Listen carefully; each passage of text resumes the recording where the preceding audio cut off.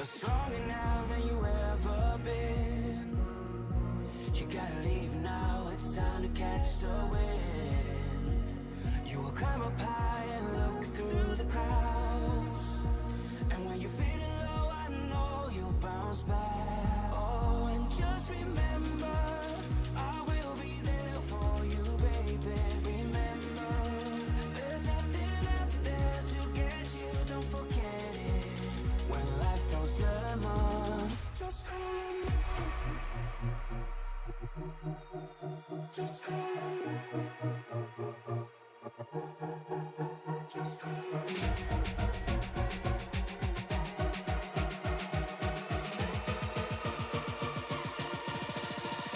Just call me.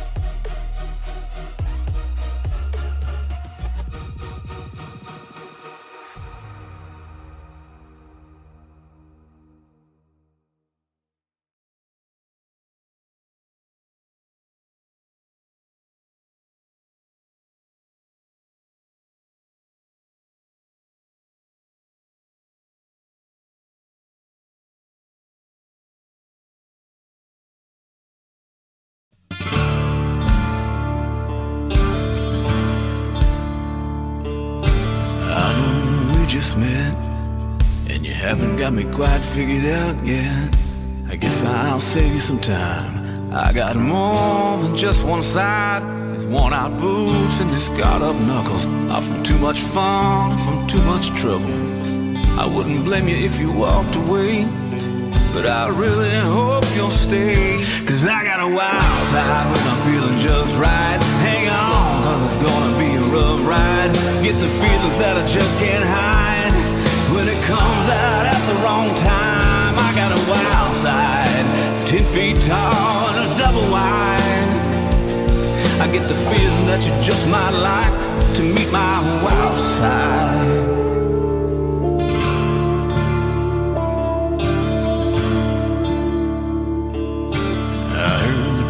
Words, I put God and family first, but sometimes turning that other cheek, it's just too much for me. I know what you think you see when you're staring right through me. You might get a surprise, cause I've got another side. I got a wild side when I'm feeling just right. Hang on, cause it's gonna be a rough ride. Get the feelings that I just can't hide when it comes out at the wrong time. Cause I got a wild side, 10 feet tall and it's double wide. I get the feeling that you might like to meet my wild side.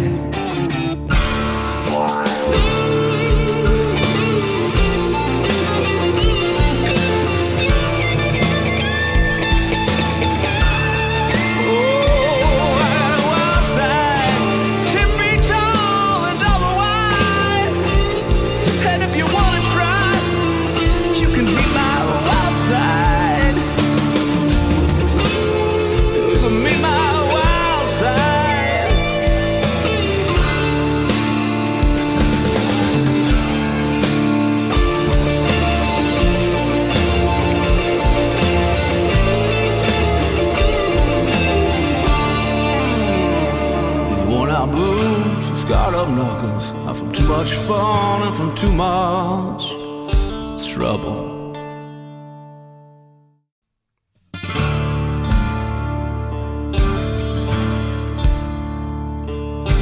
I know we just met, and you haven't got me quite figured out yet. I guess I'll save you some time. I got more than just one side. These worn out boots and these scarred up knuckles are from too much fun and from too much trouble. I wouldn't blame you if you walked away, but I really hope you'll stay. Cause I got a wild side when I'm feeling just right. Hang on, cause it's gonna be a rough ride. Get the feelings that I just can't hide. When it comes out at the wrong time, I got a wild side, 10 feet tall and it's double wide. I get the feeling that you just might like to meet my wild side.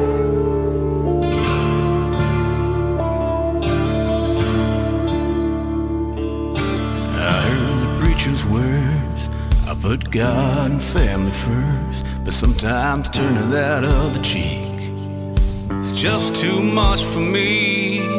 I know what you think you see when you're staring right through me.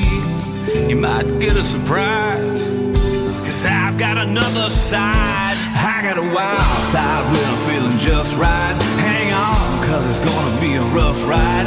Get the feelings that I just can't hide when it comes out at the wrong time. Cause I got a wild side, 10 feet tall and it's double wide. I get the feeling that you might like to meet my wild side.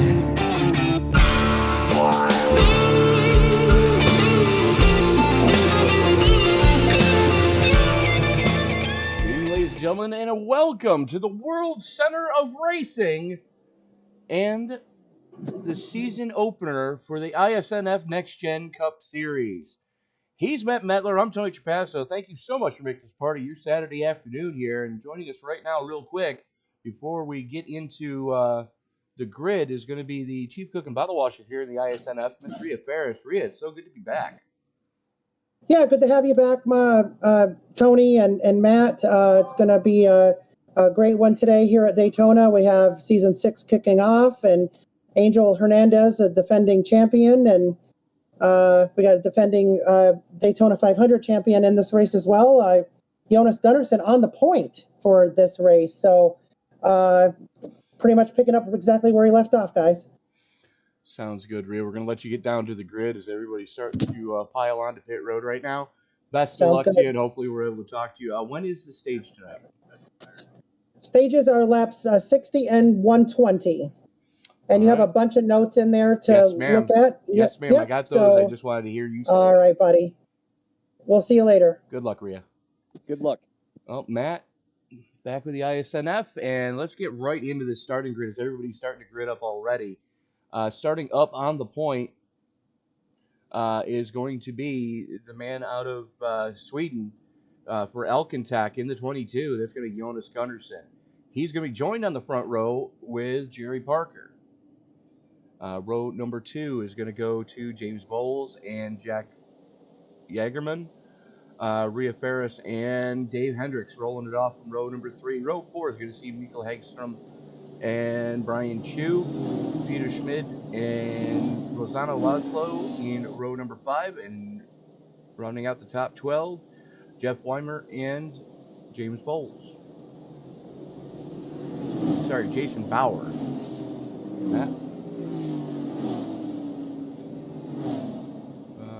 Okay, row number 7, Paul Witt, Marcus Hagman. Row 8, Danny Solo and Christian Delgado, Chris Vanderschmick, Van Maastricht and Leonard Schnebel in row number 9. Row 10 is going to go to Shane Griffin and Dakota Henderson. Paul Wilson and Alexander Arildson going to roll it from row number 11. Row 12, Hash Misal and Bob Wyckoff. That is row number 12. Row number 13 going to go to Matt Forns and Jake Gout. Mike Iskandar, Charles Robertson, Chris Smith, Skylar Carnes, Amy Pellegral, Eduardo. You can see him there on the rest of your screen as the field's working its way through that 3-4 complex right now. We're getting ready to turn them loose here for 500 miles at the World Center of Racing. 39 drivers taking the start. The only thing that's left for me to say is it's time to wipe the visor and adjust the 5-point harness. Grandma, grab the sunscreen because it's time to get it on in Daytona. Race fans, it's showtime!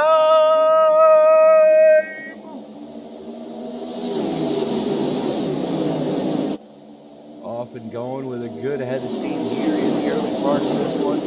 Down into turn number 1. Everybody getting pretty single filed out immediately at the front, trying to play nice. We got a couple of people trying to change lanes here, no big deal.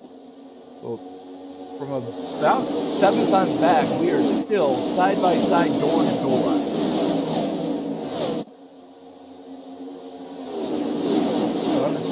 To show the way. He's got Bowles glued to his back bumper. Rhea Ferris right there as well. As a matter of fact, let's get into... There they are. You can see those two Penske Fords with a Chevy in the middle of them. And did we lose Matt? Lightning strike in South Florida. Tony, I'm back with you in myself back in all right then. As Bowles goes up to the top shelf, trying to hang it out there on the high side.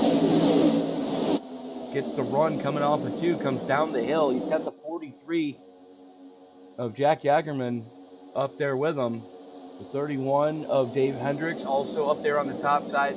And the things we've noticed in the past here at the plate tracks, the top side, if they can be organized, they can move to the front.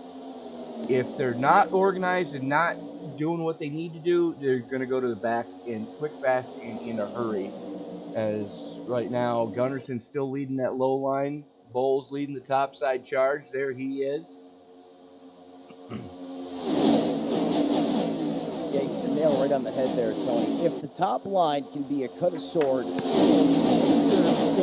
lasered basically nose to tail, perfect symmetry, they should be able to go ahead, especially deeper in the run, and really take over that bottom line. But if they're not, if they're a little discombobulated, they're not perfect, that bottom line should be.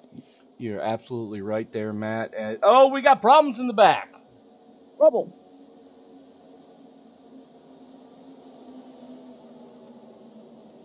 Looks like Dakota Hendrickson, Rosanna Laszlo, I believe Emily Fagrell had to take evasive action. Yeah, she ended up going down pit road to avoid that mess. Let's go back and take a look at what just caused the first caution for incident here tonight. Keep your eye on the 51 and the 77 as they're going to get together coming off of...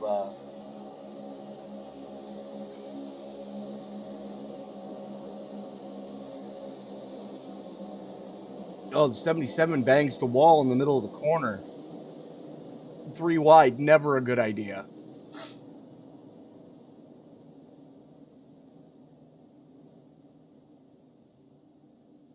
Let's watch that again. And again, keep your eye on the 77. Bangs the wall there. 3 wide situation with the 47. Comes off the wall and pure net code into the 51.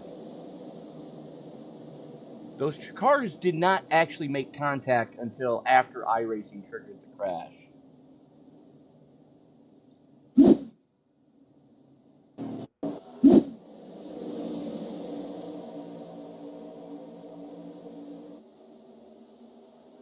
There you see the 99 of Emily Fagrell. She saw it coming and she jumped out of it and then just got run flat over. Yeah, that's the problem, Tony. When one driver has that great situational awareness, she sees it's coming and lifts, and someone else does it, and they are full tilt. Mm-hmm. It could end really bad. Yeah, as you know, you have been the victim of that numerous times yourself, Matt. Look at last night at Pocono. I rest my case. The defense rests, Your Honor. Guilty as charged. But under caution for incident, not the greatest thing to have happen, but hey, not that big of a deal. Everybody does have one fast repair in their pocket tonight, so that's the good news. As just taking a quick look at what's the goings on here. Stage break, as we heard Rhea Ferris tell us, going to happen on lap 60 and 120. 7 extra sets of tires, so 8 total to get them through this evening, and 100% fuel fill, 1 fast repair, and we have available up to 3 green-white checker finishes. So, all right then. Looks like, yep, Dakota Henderson already having to burn that fast repair. But take a look at the front of this piece. It's good to see those 2 Penske whips right there at the front, as that is Jonas Gunderson, who started on the pole, and that is his teammate and team principal, I guess is what you would call it, over in Sweden where Jonas is from, but that's Rhea Ferris directly behind him. Or, well, it's going to now be starting next to him. So, it's a good run for Rhea. I haven't seen her up there in quite a bit. Thank you all so much for making this a part of your Saturday afternoon.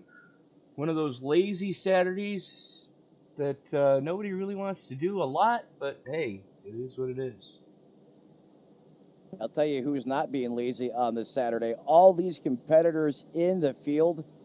And Tony, the best part about a new season, everyone is in it to win it right now. A plate track, even more stakes are put in that category. Rhea Ferris in the 12. Probably can't ask for much more right now than where she's sitting on the grid. And it's essentially a ticket punch right into the playoffs. Bingo. This league doing 2 seasons a year, this is definitely going to take the pressure off the rest of the season for the most part. You still got to finish in the top 35 in points, but, hey, that's usually not that difficult. If you know how to win a race, you can usually be running up there for a lot of races. Lights have gone out. We are working lap 6 of 200 here tonight from Daytona. Again, he's Matt Medler. I'm Tony Trapasso. Thank you so much for making this part of your Saturday evening.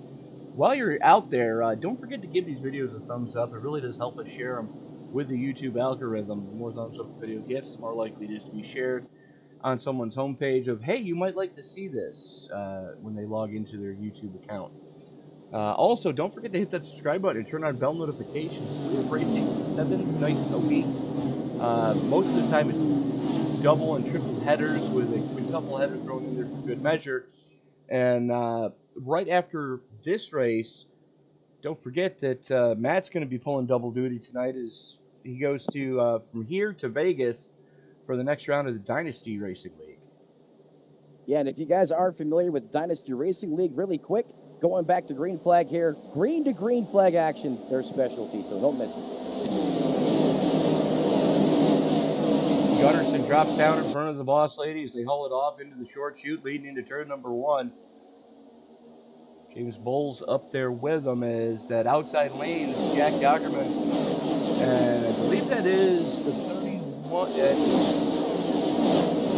of Dave Hendricks up there as well. And that is Brian Chu in the FedEx number 11 as the third car in the fracas up there at the front on the high side. And never count Brian out, as he is a past winner here at Daytona for the 500 miler. And being a past champion, Tony, that gives you all the confidence in the world to go up there and get it done again. You can ask any previous winner at Daytona. They'll tell you next time they come back to this racetrack, they feel like they can get it done the minute they hit the tunnel. Brian Chu, kind of a hometown hero here tonight out of Fort Myers, Florida.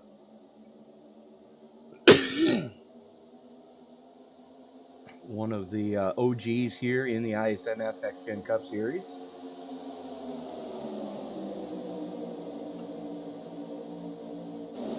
Jagerman and Hendrick going door to door now.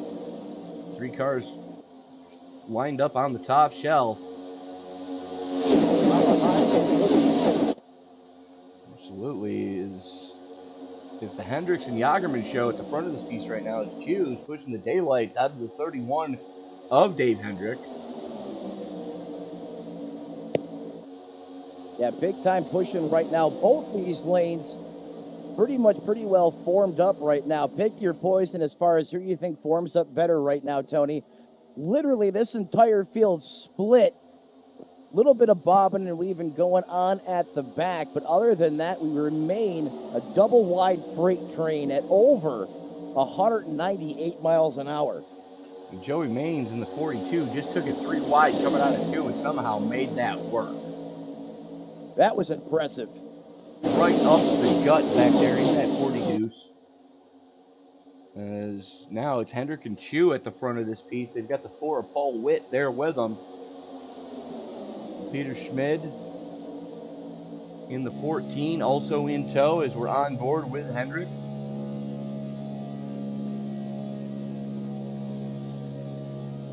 Another relatively hometown guy, a little bit north of here, it's a couple hours. It's only in Jacksonville. Yeah, it's only about 3 or 4 hours up the road from me, Tony. There you go.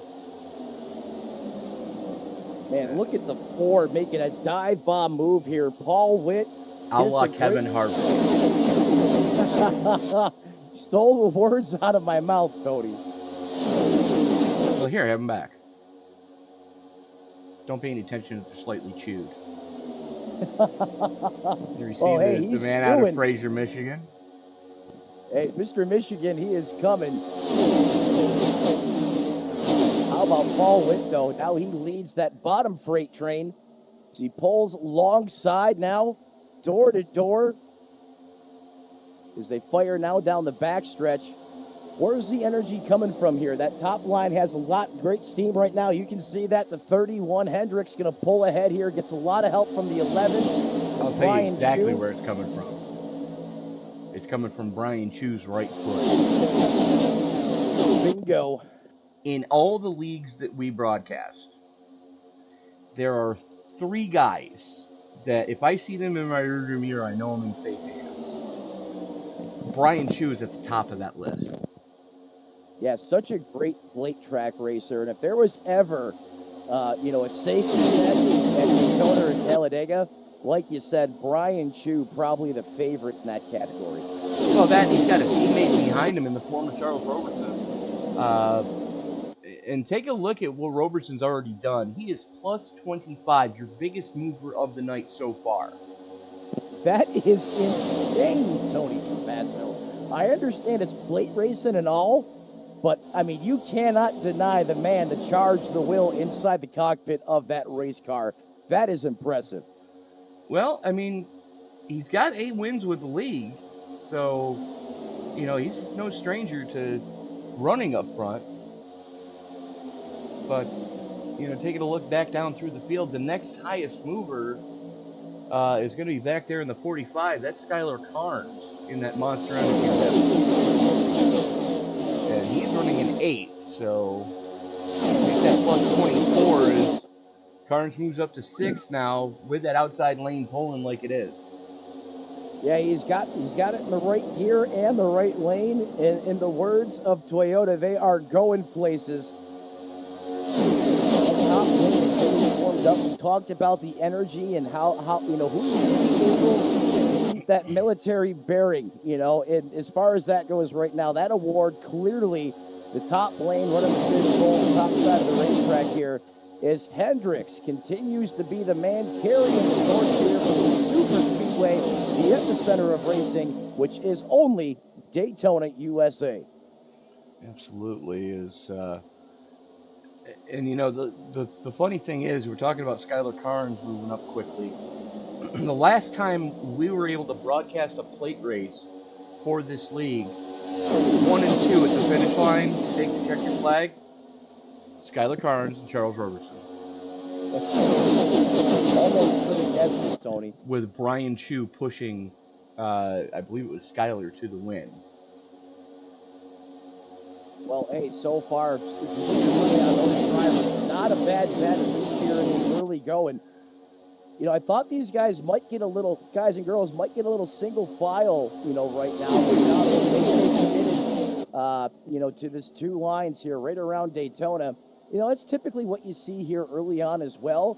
But the problem is, Tony, you get a side draft gone wrong here, it could easily go bad. You're absolutely right, Matt. And, you know, we're still a little early, about halfway through this fuel run, I would say, as we're expecting between 30 and 35 to have to bring these cars down to the fuel, if it's 100% fuel fill that these drivers are given.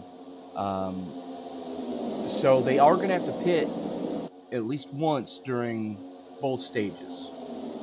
Yeah, that's right. Somewhere, like you said, Tony, in that lap 30 range right now. We currently have working lap 60 on the board here. I want to thank everyone again for joining myself, Tony Trapazzo, iSNF here in competition, opening up their season right here from the high banks of Daytona.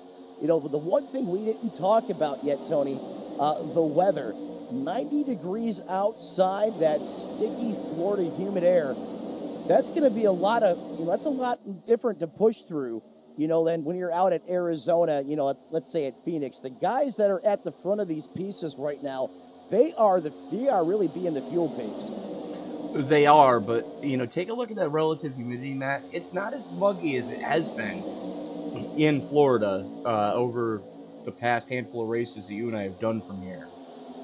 You're right. 59% water drain, as you like to say. Horsepower is going to be a little limited. The air not quite as thick, but still something these drivers need to be mindful of as they continue to lead these lines here at over 195 miles an hour. They're not careful. They might not be able to go the distance here to lap 30, 31 or so, should we remain green. Well, that's the good news is we've got a couple of groups forming up here. As a matter of fact, taking a quick look back, that is Jerry Parker in the 15, who is the caboose in this front grouping. He's got Rhea Ferris right to his inside there, as both those, they have Penske machines have fallen to the back, just trying to take it easy for now. And then you're over 2.25 seconds back to this group, which has gone single file. And that's being led by Eduardo Capataro. Carapato, sorry. Sorry about that. I knew I was going to butcher it.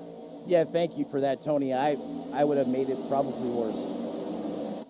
Well, that's what you and I are known for doing anyways, so have fun with it. Hey, sometimes we get it wrong, and sometimes we get it really good, and at the end of the day, it works, Tony, and I'm just so glad to be back here. Feel like iSNF back home right here at SRM. Look at the move. Paul Witt just sent Skylar Carnes up the track. He sent him up the track, but you know what? Probably not a bad spot, is now he is getting a heck of a push from that 31 machine out there on the racetrack. My goodness. All over the back bumper, Tony. Oh, now he gets shuffled out. He's caught in the middle. Oh, gets skinny. Well, that had to do with wow. Did you see that move? There's a past champion right there in third place in the form of Jalen Battle. Season 4 champ, as a matter of fact. That was the last season that we were able to broadcast these guys in their entirety. Jalen coming home with the championship that year. He just got sent up, down, and back up the track about 3 times in one corner. Usually that spells disaster just in about every other league we broadcast. Yeah, but those other leagues don't have Jalen in them, and I trust Jalen. Remember what I said earlier about Brian Chu? Jalen Battle's second on that list.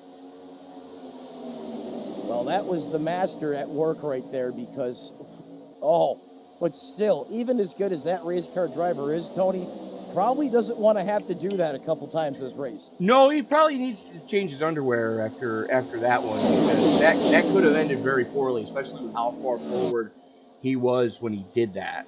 And I don't think he had much choice in the matter. Yeah, you've heard of Code Red. That was Code Brown. Back in the day, there was an admiral of a fleet of British warships, and his aide comes running in and says, "Sir, there's an enemy vessel off the port side." He said, "Bring me my red shirt."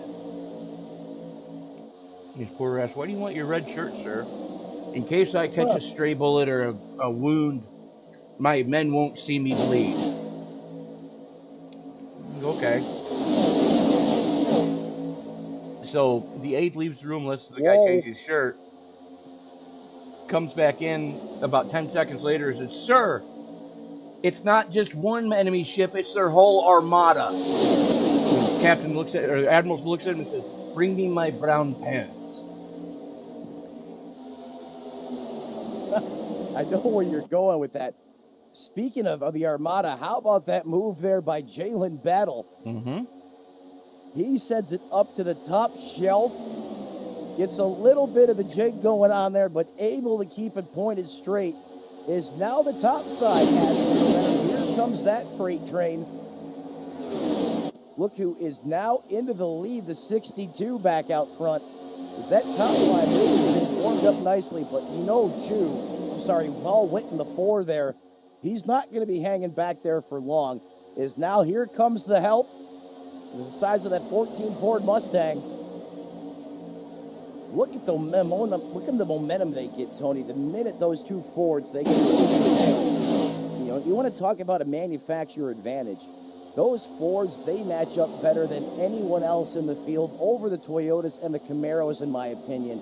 And when they hook up, they check out. They do, but I'll tell you something that's even faster than that is when you get a Toyota leading a Ford, and that Ford can get into the back over the Toyota and push. Brother, you're going forward and quick, fast, and in a hurry. Yeah, you're going forward. That's right. Everyone right now trying to catch Jalen Battle, leading the charge here around Daytona. Getting a great push, just like you said there, Tony. I know it's a Toyota on Chevy action, but even with that Toyota tucked up nicely behind that ZL1 Camaro, they got a clips the 200 mile per hour bracket there. As a matter of fact, it's something we haven't done in a while. Let's take a look at that speed trap.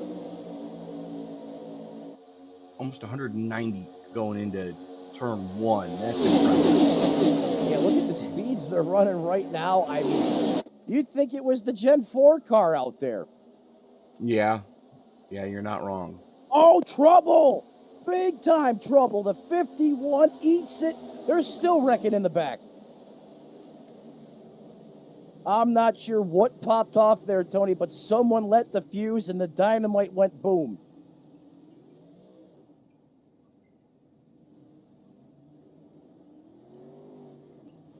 Well, And I may have accidentally gotten that car wrong because I just caught it on the corner of my eye there as we were kind of focusing our attention up front. With caution now out on the track, lap 25 going on 26 now in the books. this is in that second group back there. There was about 3 seconds off the lead pack. And yeah, it actually happened at the tail end of that lead pack. Oh, my Lanta. Exactly. Get the Pepto-Bismol. The other thing, Tony, we're currently on lap 26. If they stay out here, they might as well come down pit road. That's kind of what I was thinking. Whew. I mean, that got scary quick, fast, and in a hurry, often as it does here at Daytona. Oi. Exactly. Joey Maines goes up and over. The 10 goes up and over. Mikael Hagstrom in a world of hurt right now.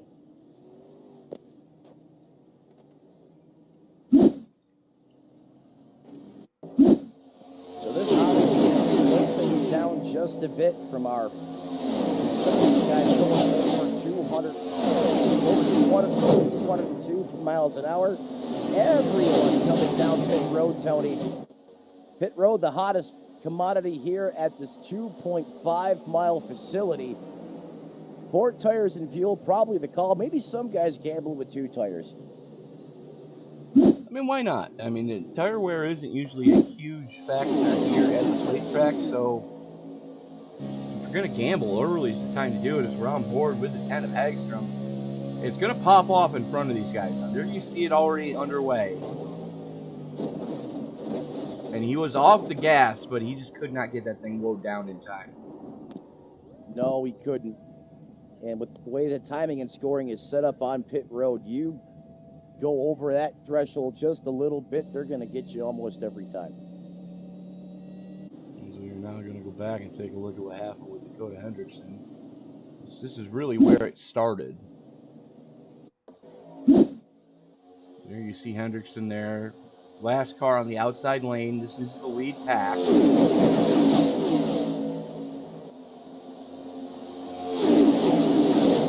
Oh!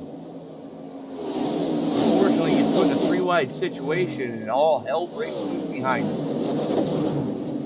Now, if this was Talladega, you know, a little bit more real estate there to work with, but, you know, at these speeds, the way these cars act, you know, react in that dirty air, Tony, it's tough. It's challenging even for the best of them. Yeah, you're absolutely right, Matt. And, you know, it's just one of those things that inevitably is going to happen. I don't care how good the drivers are, you know. Think about the real world Daytona 500. Very seldom is that. I don't think that's ever gone caution free. So, right. I mean, when you get three wide like that, sorry to cut you off there, Tony, sometimes it's like a black hole just sucking you in. That as a driver, you could be feeding, you know, right all you want. Your car is going to go to the left and vice versa. You just hit the nail on the head, man. The aero wash at this place is just you'll never understand it until you climb behind the wheel of something, either in the simulator or in the real world. As I know, there are those driving experiences, schools or whatever they are that go around. Lights are out on the pace car, and yeah, you're right, Matt. Everybody coming down pit road, and it looks like most of the guys took 2 in fuel. Yeah, you mentioned it, Tony. You want to go Las Vegas high stakes mode, and not like you said, it's that much of a gamble, but, you know, if you want to try some things out, now is the time to do it. You have all those laps in your back pocket should it not go the way you want. Obviously, all these crew chiefs, all these team members, the guys that are doing all the paperwork on top of the pit box are going to be paying a lot of attention to how their cars perform over this next run. They are, and with tire wear not being a huge factor here at the plate track, especially on the left side of the car,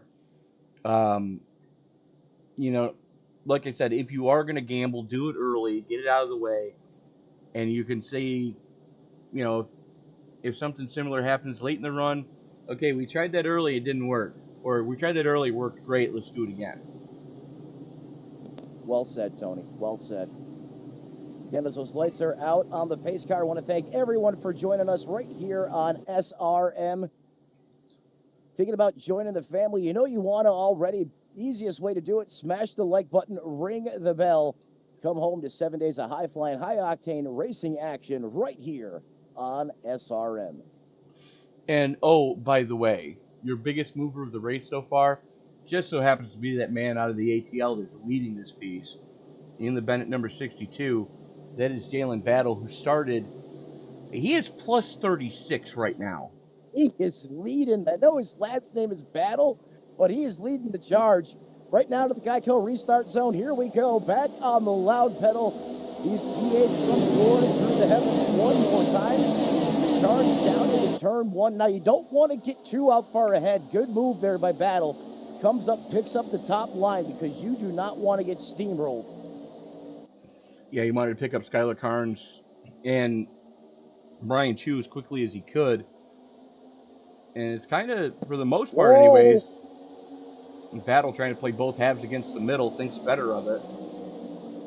But it's kind of the new guard on the bottom side, the old guard on the top side. And, well, here we go. Look at the run. Look at the push to 20. He has got a head of steam here. But Chu is right there in the, Paul Witt right there in the 4. Oh, 3 wide at the point. This could get ugly. These guys get it sorted out, though. Little give and take, perhaps. Jerry Parker almost just caused the big one. Yeah, Luckily, that's the 22 Jonas Gunderson had it well spotted. Gunderson really had the eyeballs on it. He was able to see, or he felt what was going to happen. And Tony, that's the problem on these restarts. You start playing both lines off one another, it can get ugly there, and it almost did. As we are halfway to the stage right now, 812 wet, Jerry Parker, Jonas Gunderson, and Chris Van Maastricht currently your top 5 as we sit, and these guys are just putting on a clinic here tonight. I'll say, I've been saying that ever since the drop of the green flag. Got two Mustangs working together on the top shelf now. Let's see if they're able to go ahead and put a run together. Here they come on the top side of the racetrack. Ooh, there goes someone off the... Just as I said that, now 3 wide. Bennett, the 62 is in the middle. Jalen Battle, he's going to get back up to the top shelf. We stay green somehow. There's Chris V that got shuffled out there. I don't think that was on purpose. It just happened. No, it wasn't on purpose. You catch that bump at the wrong spot of the racetrack, especially when the suspension's loaded up, and you're just along for the ride at that point. I don't know how he was able to squirt through there and avoid carnage. Well, he got it down and out of the way and then jumped on the binders once he was clear of the racing line. And the good news is he shouldn't lose too much position here. The 4 goes way up to the high side and gets straight. Whoa! There it goes. There's the big one at Daytona. Multiple cars involved as everyone slide up the racetrack, impacting that safer barrier. Caution back out. Just like that. That's what Tony and I were talking about. It can happen literally in the blink of an eye. Dog pile into the mess. Why?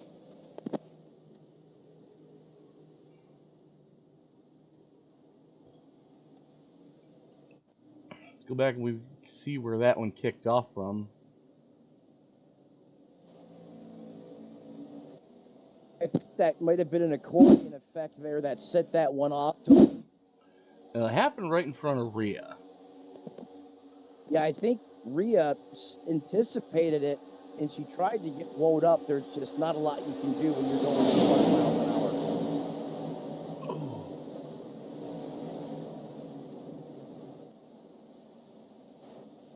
I believe in the back there, they're waiting on the 15. Ow.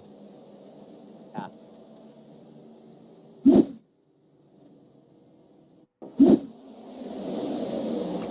So this all started with the 4 being so far off pace of that top line.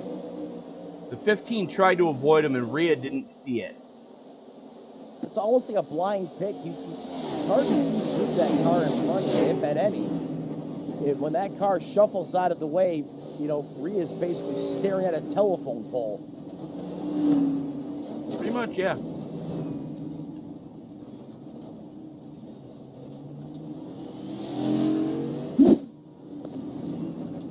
SimWorld is really hard to signal to the car in back that something's going on here. And sometimes you don't know until it's right in your lap.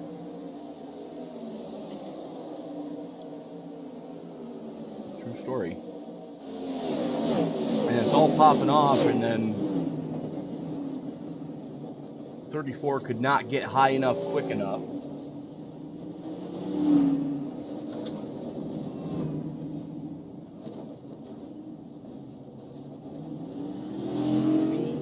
The electric EV Humvee, and I'm not sure that would have been enough. No.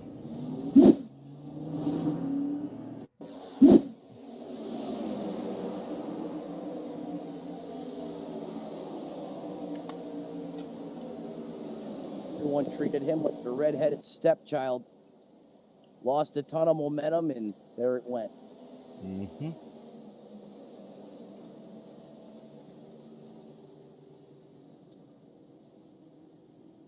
we always say, Tony, you have to have battle buddy or plural Yeah. to really maintain these speeds, especially the lap times that these guys and girls are running. You're absolutely right, sir. It's about as many angles as I want to look at. So with Dave Hendrick having control of the field, we're going to step away, pay a couple bills, and we'll be back right after this.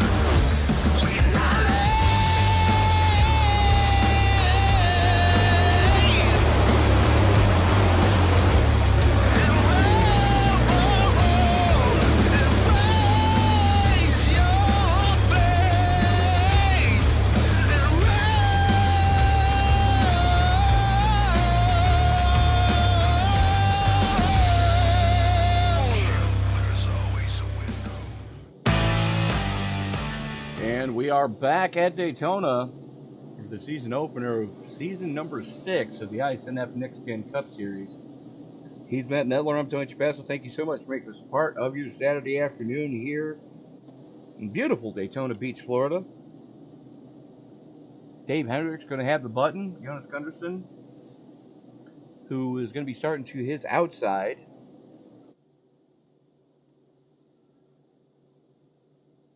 Jeff Weimer, Paul Witt, and Peter Schmidt rounding out the top 5 as we currently stand.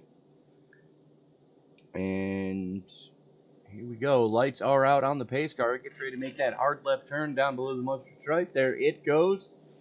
And here we go into the Geico restart zone. Hendricks gets us going, and oh, that's dangerous. I was thinking the same thing. I mean, Hendricks is, this works just about everywhere else, getting a restart like that, but he's so good. You know, he pulls out 5-6 car lengths. Here comes the herd. And 22 is sticking right there. Hopefully he'll catch some of that arrow push here as far as the afterburners I'm talking about. Brent 22 managing that bottom line so they didn't just wad up. Is the 31 of Hendricks probably thanking the Lord up above. The 22 stuck with him and brought that line right to the back of the 31. Well, the thing is the 22 and the 2 being teammates, they could have made that real difficult on Hendricks. They could have been. They could have easily pulled out and left him as a sitting duck. It's a 45 of Carnes, drops down, goes to the low side right in front of the 14 of Schmidt.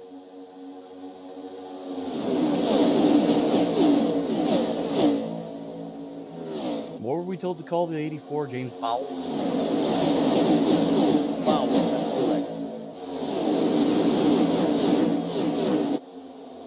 He almost actually caught a little piece of the wall there.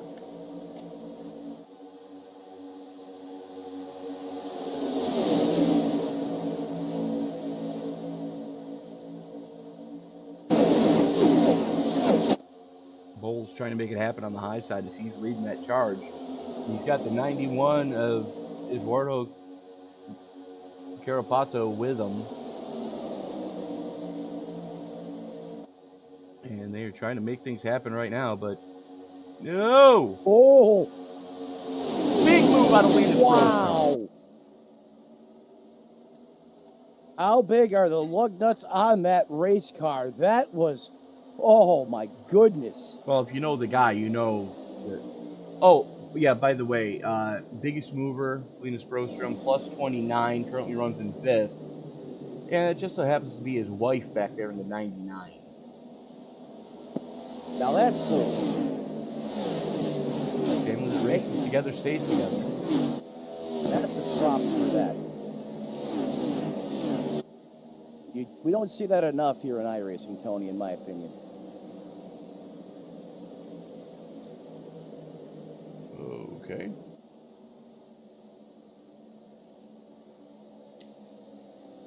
No idea what the caution's for. Yeah, I'm not seeing anything in timing and scoring that would indicate why the caution is out, but I'm sure it's for good reason.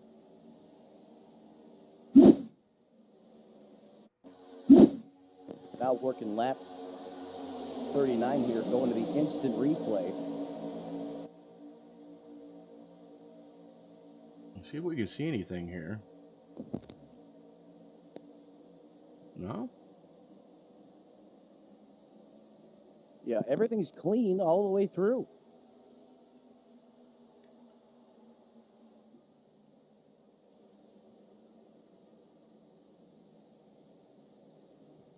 That one a little bit of a mystery. Something happened in the mid-pack.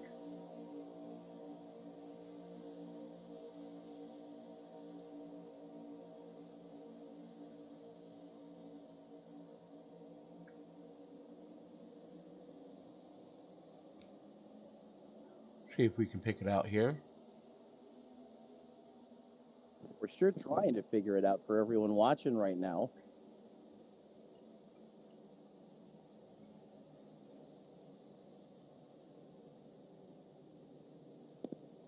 It wasn't the cars going below the double yellow by chance, was it? No,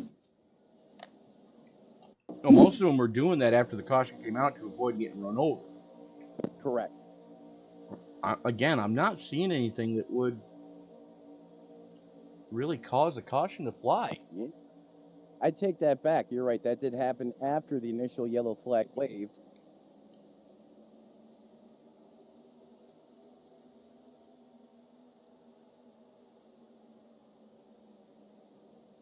Unless race control wasn't happy with how that restart went.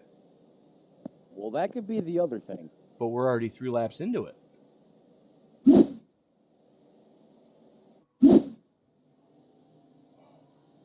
It's a mystery.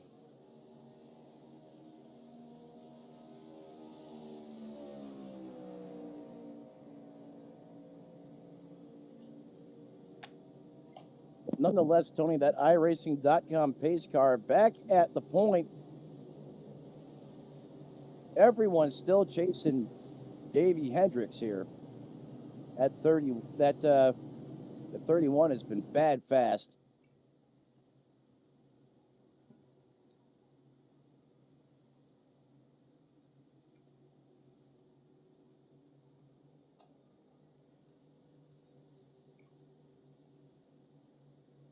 He's right there, just about on that double yellow. Come down pit road, maybe? Well, no. Yeah, we're only about 14 laps into this run. I have no idea.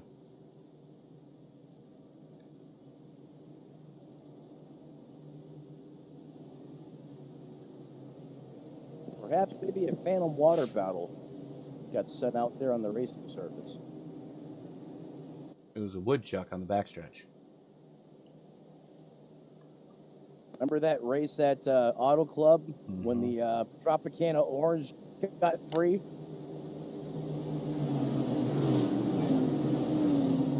believe that was during qualifying. It was.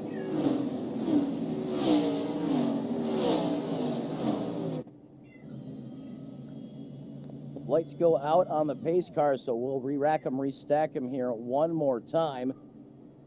Hendricks going to have the button Hendricks here. clutching it. Yeah, he's looking like he's saving fuel a little bit here. Well, I mean, that's the downside of leading is you're the one Right. punching the hole in the air. Yeah, we talked about this earlier. Let's see if that humidity's changed at all. 60% water drain, no change. Track temp down a little bit underneath that century mark now. You know, the water grain, it's not up there as high as it could be, but definitely something to be mindful of. Yeah, the thicker that air gets, talking about water concentration here, the harder it is to punch through. Well, I mean, all you got to do is take a look at, you know, right below that, and that's the barometric pressure. Exactly. And there you hear it again. Hendricks is clutching. Those guys that were trying to go from lap 26 might be in trouble. Yeah, perhaps that caution flag when it came down, maybe that could pose a threat here. Obviously, the caution laps do help in the mileage of, in the area of fuel economy. There goes that Mustang as it does the jig off of onto pit road. Into the Garco restart zone we go here. One more.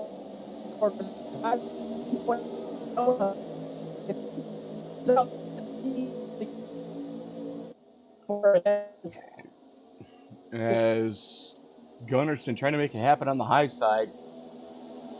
Matt, you're sounding like a robot to me, my friend.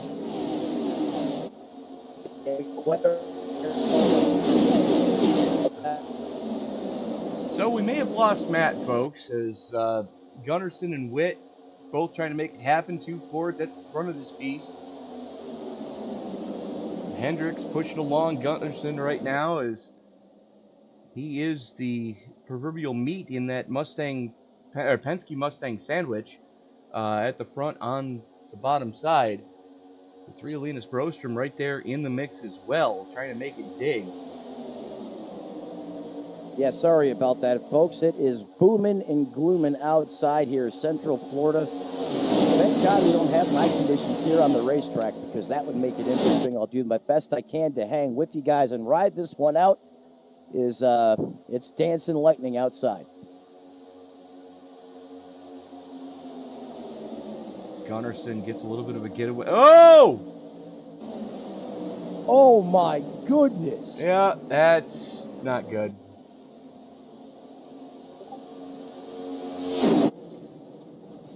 Oh my. They're still wrecking Tony. Yep. What in the world?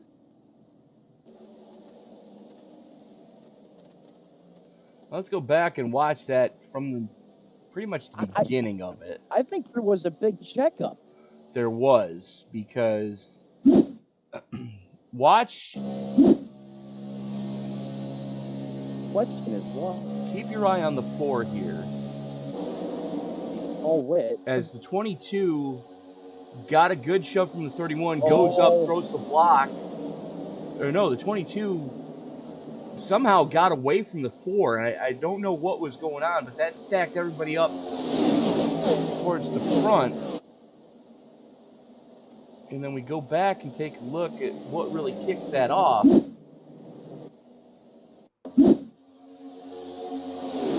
So 22's on the bottom side. He's going to go up to the top. There. And he's going to stack that outside lane up.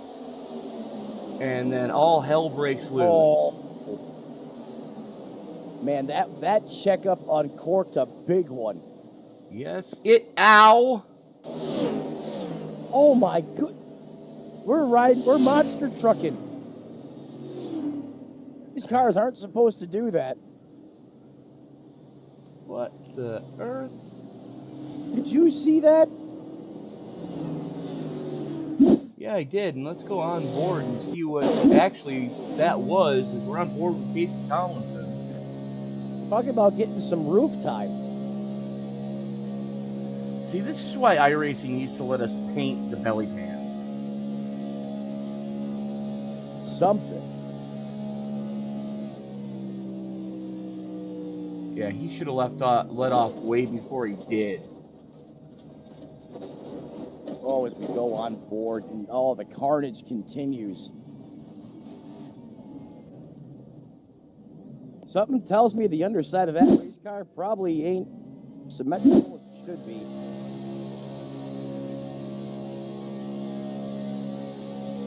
Absolutely not. As we're on board with Charles Robertson.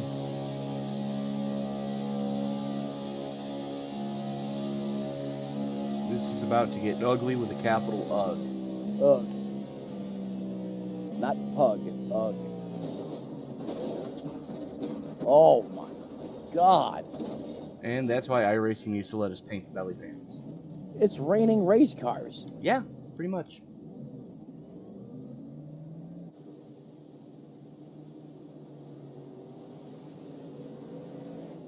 Well, Tony, we promised everyone at home it was going to be action-packed, and it certainly has not let us down.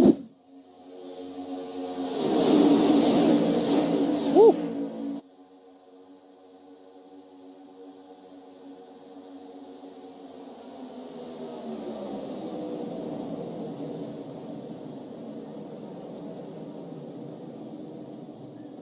It's some of those. Oh man, some of those cars survived the initial contact, but it was getting run over from behind by the drivers that just ran out of talent in the deep end of the field.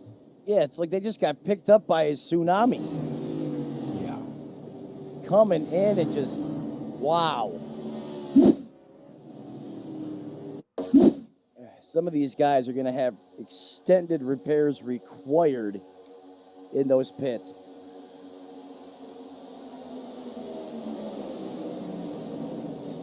Here we're watching a 34 Wilson. He gets pretty much the worst of it, in my opinion. Yeah, he's the guy that goes up top. He just got knocked around like a billiard ball. A little bit of 8-ball, anybody? Or is it 9-ball? Either or. I prefer 9, but yeah, that car is a mess. Look at the front of that car. That car is a mess. But that put us back under caution. I mean, that's literally going to be like a snowplow out there. Well, how many times have we seen somebody cave the front end of the car in and still... They make it work for the first 20 laps or so. Until the engine goes poof. That's the thing. Can't get any air into that radiator. Once that engine cooks off, that's all she wrote. Yeah, it does. Because, I mean, let's face it, these pushrod V8s, they do not like to go above about 220 in the water temp. Yeah, 220 as a race car driver. You start seeing 215, 218, you start sweating. 220, that's, you're basically toying with lighting the fuse.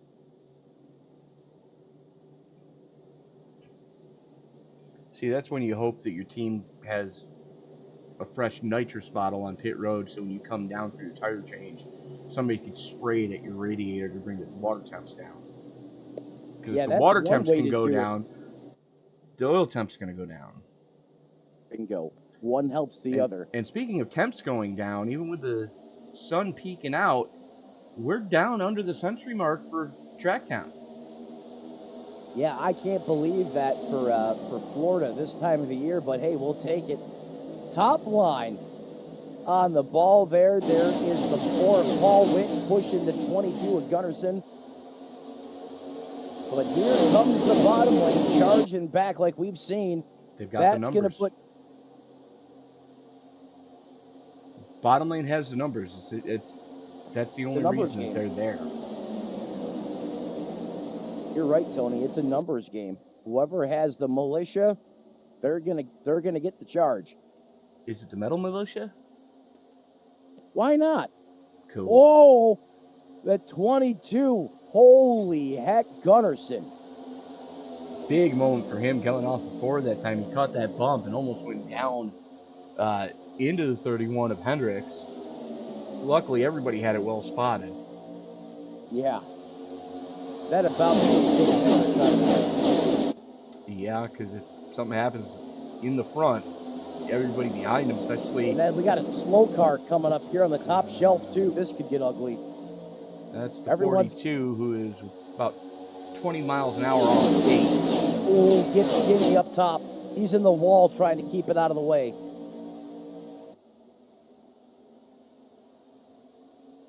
Yeah, you're right. I'm sorry. Great job by that race car driver. Oh, no one wants to Kevin LePage the field. Oh, we've seen that happen before. Oh, we have. We've seen that happen here before. Even though Kevin did it at Talladega. And for those of you who still haven't seen that footage, go ahead and open a new tab and YouTube the phrase Kevin LePage Talladega crash. I guarantee you it'll be the first thing that pops up. It has to be. Because it has well over 1 million views. And watch the red and yellow car as it comes off the pit road and tell me what you thought of that, folks. Let us know in the live chat. Yeah. See if a little case of deja vu, perhaps.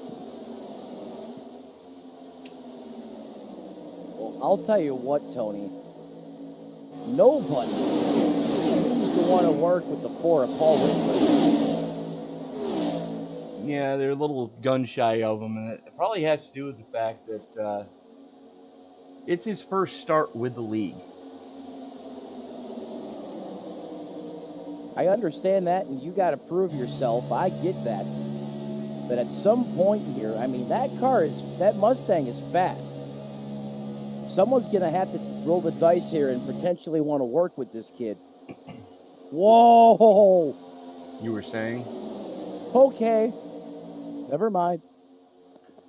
You know, you look at the bottom lane right now, and you've got Gunnarsson,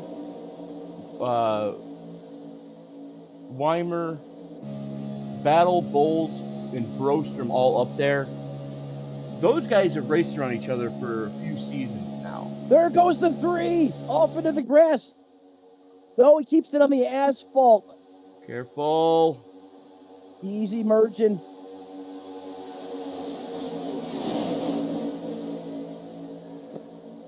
Well, that's crisis averted. Thank God they were further back than what I thought they were. I thought he was going down into the landscaping. And he almost did. Got close, that's for certain. How about that 62 of Jalen Battle? Well, he and Chase Hart in the 16. Both of them sitting plus 30 in 5th and 6th, respectively.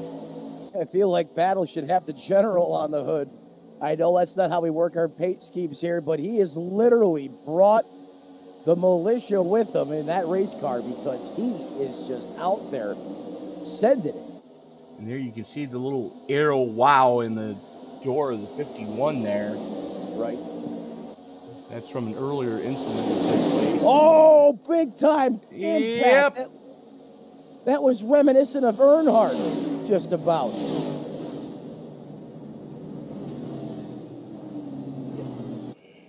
Knew it was going too smooth. Oh. He's going to have to want to come down pit road, get that grill cleaned off. Watch this, Tony.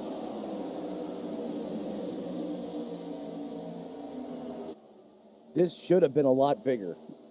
Oh, you got the 91 blinking. Never a good thing. And the 91 decides to go up the track for God knows what reason. I'm not sure why.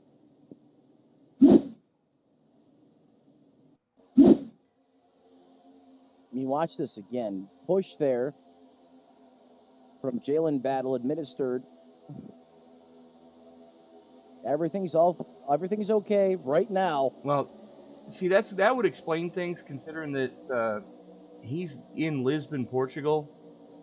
So, yeah, we've got a lot of international drivers here in this league, and that looked a lot like netcode to me. It did, Tony. Let us get to the chopper. I'm gonna say, let's go to the eye in the sky. That'll paint a good picture here. Here you see the 91 there as we're following along. Great views from the chopper cam tonight. Gets a little bit of the blinkies going into 3.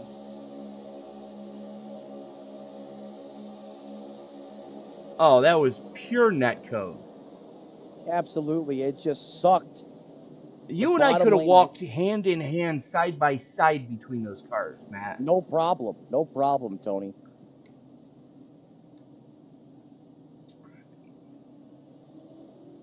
And I would like to point out I'm a fat guy in a wheelchair too, so that takes up a little more space than just Matt walking by himself. So, all right then.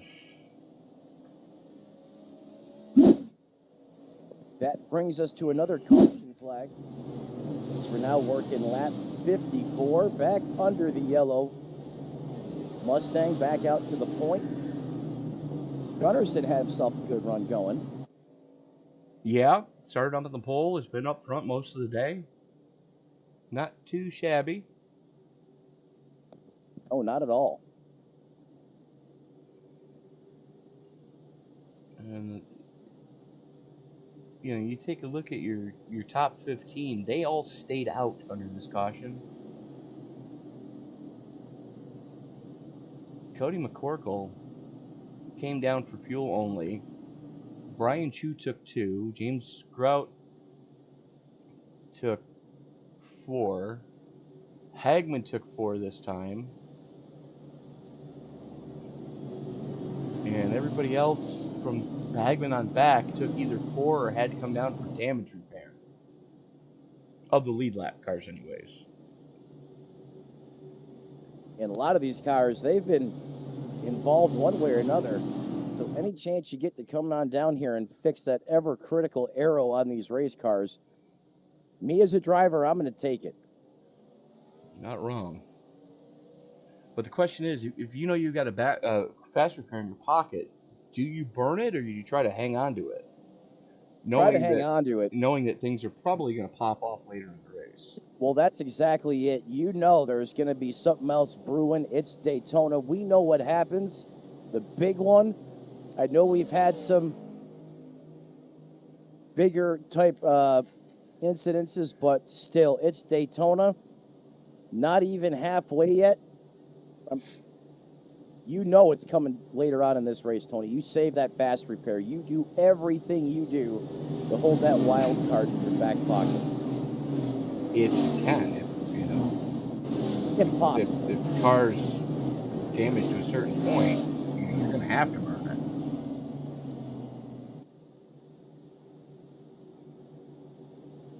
The only problem is you're not going to know how badly that car is really torn up until you get to your pit box, in which case it's too late to take the fast repair. Right. That's when you hope maybe you got a teammate close by, someone else able to work with you over the radio and kind of let you know what's going on with your race car. And you hope they're being honest with you if they're not a teammate. Well, you know, it's one of those karma deals. And I don't mean that flippantly, folks, but, you know, everything one person puts out into the universe, it comes back to them. So if you put, you know, misinformation and underhandedness out into the universe, you might want to wear a cup. Because karma's coming. Never a good thing, typically, in those deals. Nope.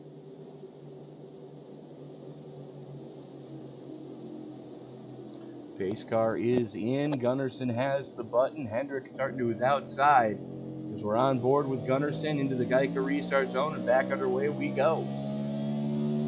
One more time, back up through the gearboxes. 5 gears in this next-gen race car, not 4 like we've seen for over many years in the sport. Here comes that top side line again. It's a twofer, but they are hooked up nose to tail. Little separation now. They have the numbers on the bottom. That bottom lane should prevail here. Ah, crap. Up and back under. Caution. Cautions breed cautions.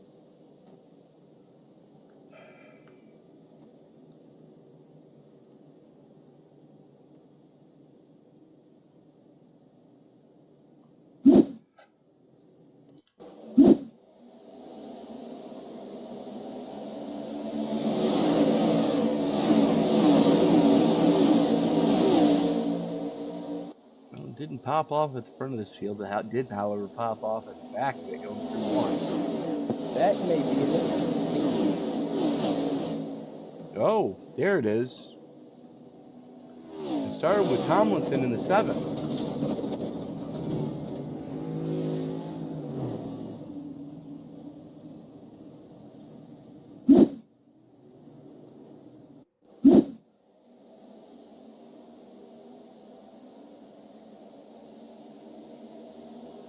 Yeah, Casey Tomlinson there.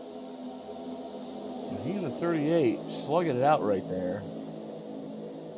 7 has no help, solo car basically. Then he tries to dump down the racetrack. That hole is filled and oh goodness. If I didn't know Casey as well as I do, I would swear he was drunk right now.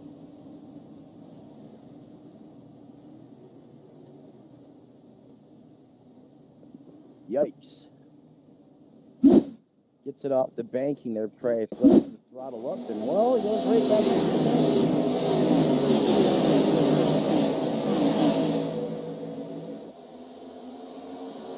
Watch this again. 17 does not have any help. Gonna try and squeeze it. Oh.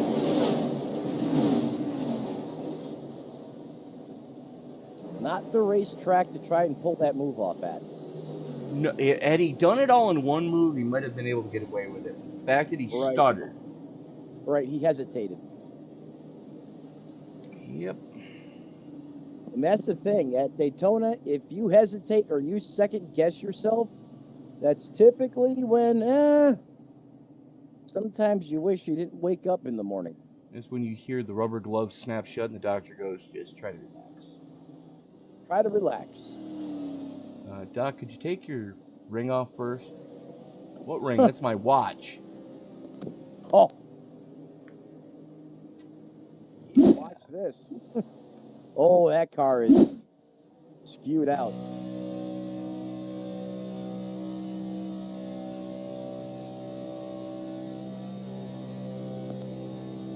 Tomlinson now is going to fall through the ranks on the scoring pylon here.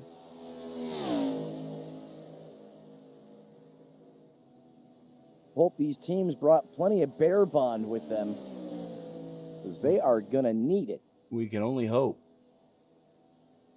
Why are our mic levels so low today? I'm not sure about that, Tony. I even amped up a little bit on my end. No, you're good for right now. It's just okay. Mine, I can't get it high enough for some reason.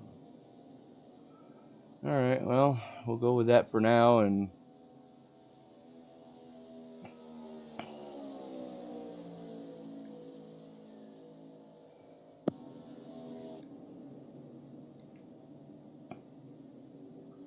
I don't think that was the stage caution. Lap 58. You know, the caution happened on 56. Pit road open on 57. And quite a few drivers stayed out. Shockingly.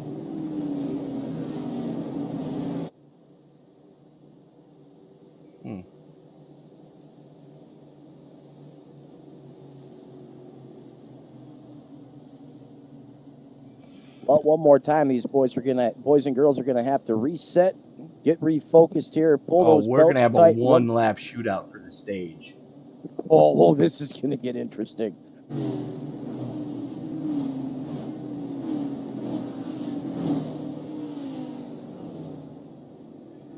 The first time tonight, we get to take a look at our German entrant. That's Leonard Schnabel.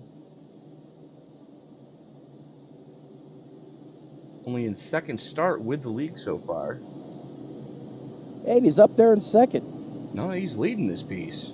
Or I'm sorry, that's right, he's leading this piece. Going on board right now, he's gonna have the button here for a 1-lap, 2.5-mile take-all free-for-all for the stage. And it is an all-international top 5 right now. as you've got Grout representing the United States, Schnabel representing Germany, Rieldsen and Hagman both from Sweden, and Chris Smith representing the U.S. And oh yeah, by the way, Grout and Smith are both sitting plus 24, but your biggest mover is back there in 7th. That's the 19 of Cody McCorkle. Take a look at the front of that Camaro. Which Camaro? I'm sorry, I should have been more specific. Front row, top sideline. Oh yeah, no, he's definitely hit something. I know it's not a Mustang, but we coined it the Mustang makeover. Pug nose going on there. Out of Waterbury, Vermont. And here we go, back to green flag action, and apparently Grout had the button. That's how it looked. Speaking of Grout, he was getting a heck of a push there, but all the troops are on the bottom, and there they go. Rieldsen just pushing the daylights out of Schnabel right now. Big Gunnarsson time. up to 3rd. Those two Hendrick cars. Oh, we're 3 wide. Hold your breath, get skinny in the middle. There they go. And that's the stage.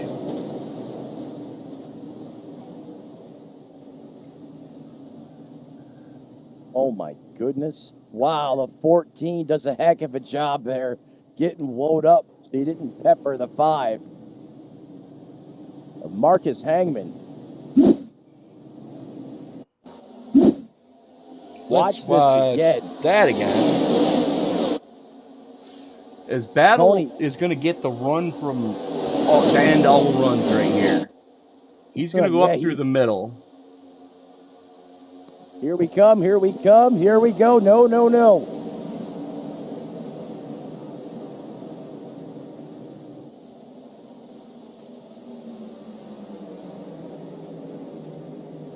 I know it's for the stage, but a long way to go in this piece. Yep, you do. If you want to be competitive, Tony, you got to have all 4 fenders on this race car. Heck, you got to have a pretty sound race car. As we take a look at our top 10 for the stage, Schnabel, Rieldsen, Gunnarsson, Smith, Grout, McCorkle, Weimer, Battle, Chew, and Brostrom getting the final point there. With that, we're going to step away, pay a couple bills, and we'll be back right after this with some interviews.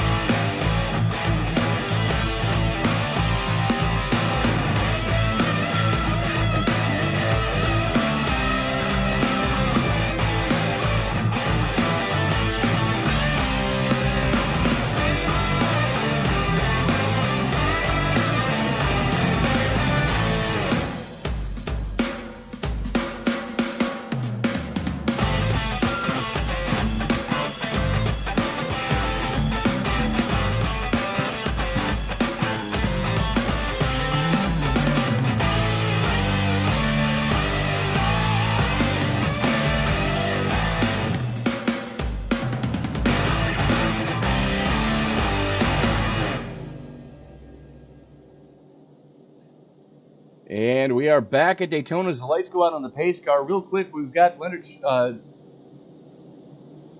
Excuse me, folks. I almost just swallowed my tongue. Leonard Schnebel with us right now. And Leonard, pit strategy paying off to perfection here to get you the stage win. Yeah, it worked out pretty good. Was just keeping it safe, not wrecking too much. That was the main plan here. And to be honest, I'm a bit surprised that I end up getting a stage win here. Do you have 'cause the I'm fast just- repair left? No, I didn't. I hit the wall in the third or fourth wreck in turn 3 pretty hard. My right front fell off, and yeah. All right, we're going to let you get back to it. Best of luck to you, and hopefully we're talking to you in another 60 laps. Thank you very much. And Matt, you could hear it there. He's just as surprised as probably everybody else here is tonight that he was able to hang on for the stage win with the hungry competitors that are around him right now. Heck, sometimes we don't even know we got the best seat in the house, and that just goes to show you sometimes it's so close, these drivers aren't sure, really. I mean, you can hear it in his voice, though. And what that does for Leonard, Tony, it breeds confidence. It puts more I can do in the driver of that race car.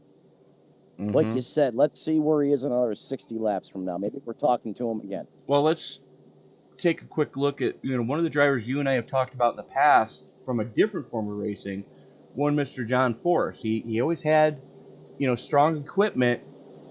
He would finish bridesmaid. Could not get that breakthrough.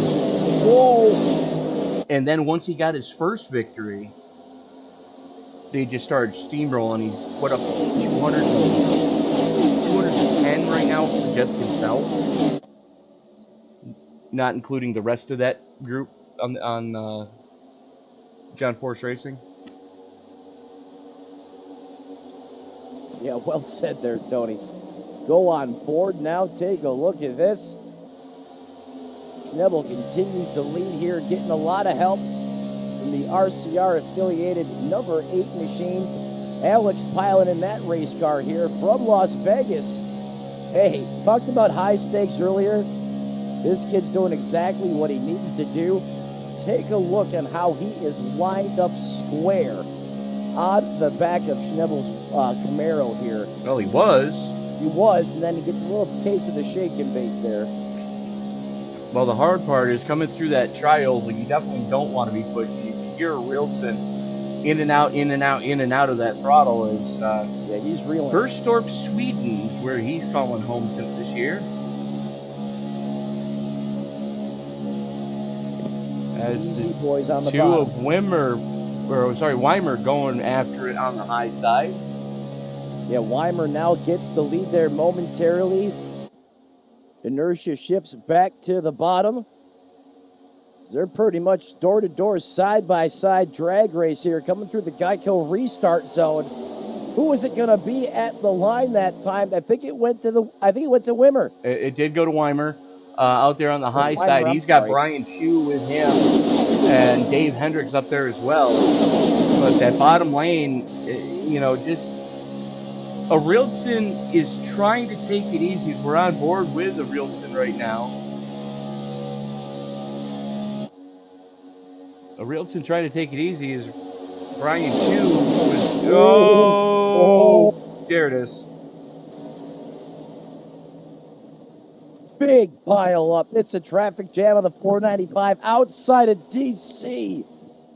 And we're still ping-ponging off the walls. My goodness, the 47 Christian Delgado going in reverse. Still rolling backwards.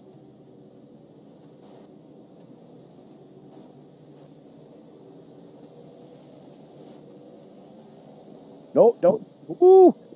Oh! Delgado mistimed that a little bit, almost took out that Ford Mustang. Good Lord.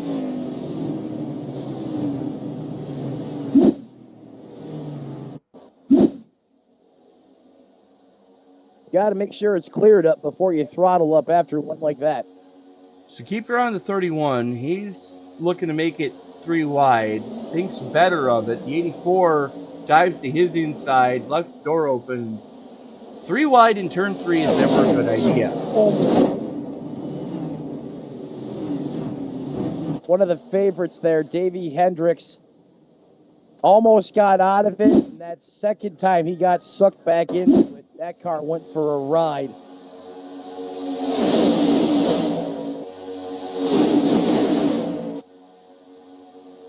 So you're going to see the 84 drop down there as the 31 leaves the door open.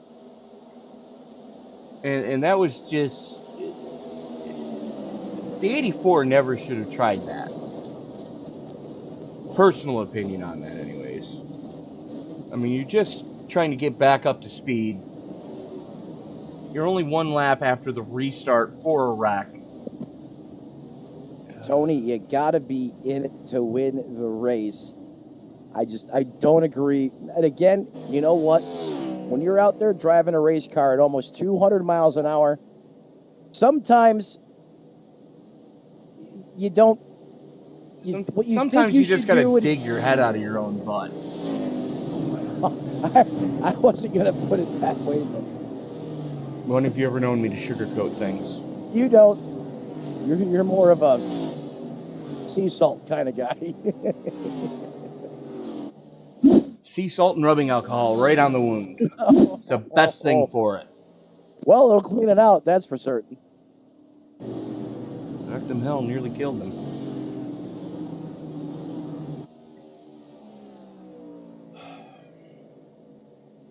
Schnebel the Rebel continues to lead this one. There is some big-time pushing going on up front, too, Tony. There is, but you take a look at the guys that are up there doing the pushing. They know what they're doing. They do know what they're doing. It's the guys behind Brian Chu that have me mildly concerned. From 7th through 11th, it's a wild card shoot right now. I mean, I trust Casey Tomlinson. I would trust Marcus Hagman. I would trust Matty Fornes and Joey Maines. Mike Iskandar, yes. Chris V, absolutely. But there's so many new names in this race this year that trust is earned. And right now, it's earned. Right now, there's a lot of guys that aren't going up on the trust meter.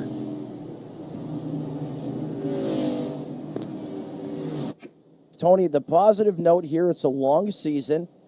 The more laps you turn with these new guys and vice versa, the veterans on the racetrack, you build more rapport. Hopefully you do the right things to earn that trust and respect, because that is, we always talk about race cars and, in performance, but we don't always take into the effect of the competitors around you and how much that they can dictate how you perform on the racetrack. And if you don't earn that trust and respect, as good as you may be by yourself, hey, you got to go out there and compete against a lot of other race cars and drivers. And if they don't like you, they can sure put yourself in a position where you don't finish that well at the end of the day. You're absolutely right, Matt. And, that's one thing some of these new guys are really going to have to work on, because we've been seeing silly mistakes. It's you see a crash, but you don't let off the throttle. Or you try to put it 3 wide in a portion of the track that you might want to check yourself into a psychiatric ward at the local hospital. Right. And I mean, some of these new guys, Tony, I'm seeing little glimmers. I mean, pieces of greatness out here from time to time. Oh, yeah. You just got to be able to put it all together. This season's rookie class, top to bottom, is one of the strongest I've seen. By far. In any league that we broadcast. I mean, there's some names in here that you and I know. Mm-hmm. And in my gut feeling, based upon the history we have with them, once they get settled in, as that pace car pulls off, I think they'll be a great fit. But it's just getting those initial jitters out of the way as we hit that Geico restart zone here one more time. coming up through the gearbox. Look at Schnebel jump out. See what happened when he did that earlier. Hopefully, maybe he trail breaks it a little bit here so he don't get run over. Look how close the front four are, just almost banging off of each other as we come up through the gearbox. Coming out of turn 2, we're now hitting high gear back into 5th with the shift. Well, you take a look at, well, now 1st through 4th, 5th. I don't even go as high as 6th. But you got a Rilson, Chu, Boyles, and Wimmer and Gunnarsson all right there, with a couple of rookies thrown in for good measure in the form of Schnebel and Jagerman.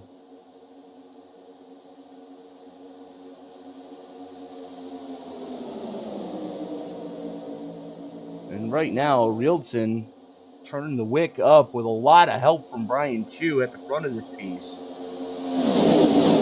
Yeah, Brian Chu in the 11. I mean, he knows how to plate race. Racer, Fort Myers, Florida, basically on the opposite side of the state. Oh. We're 3 wide. Now we're not. Okay. Oh, he's going to get down. Oh, my goodness. That could have been disastrous as Marcus Hankman. Oh, my goodness. I can't imagine what just went through the mind of that race car driver. Is he luckily was able to have some breathing room there, able to slow that race car down, because if that one was plastered all over the back, that could have been ugly. That was only through the grace of Mike Iskandar that we are not back under caution. Well said, Tony Passo. I could not agree more. As we've already got about a 1.5 seconds lead here right now, as Matty Forens is the final car in this lead group. And then you're a 1.5 seconds back to that man in the 42. That is Joey Maines out of Michigan. And yeah, that's an angry pack of wolves behind him in the form of Tomlinson, Harden, V, and Solo, and just all those guys back there. Yeah, Tomlinson having a nice rebound here. I mean, considering what happened here to open the race off here, that 7, that car was busted up. Probably used a fast repair, but still, he's getting a lot of drafting work done right now. He's being the pusher. Well, he's been into 2 more since that opening salvo. Well, this is true. So you see, he's still got a lot of damage. The team must have stock in Bear Bond tonight.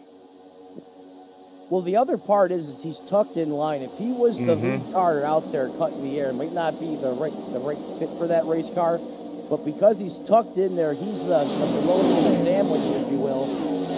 Able to hold on right now as he runs there in that 16th place position.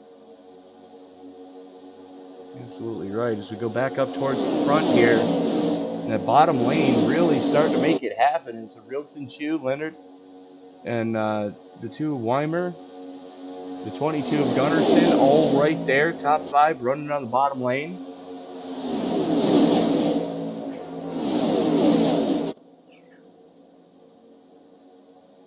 And I'll tell you what, these competitors are still racing their guts out. Mm-hmm. They are not backing down one bit. As we're about 20 laps into this fuel run, so I'm expecting to see 57.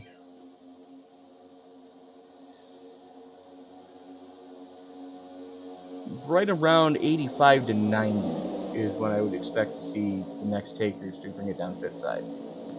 Right now, one of the things you can usually be an indication is everyone trying to get down to that bottom lane. The only thing is, most of the action is on the bottom side of the racetrack right now. Mm-hmm. We go on board here.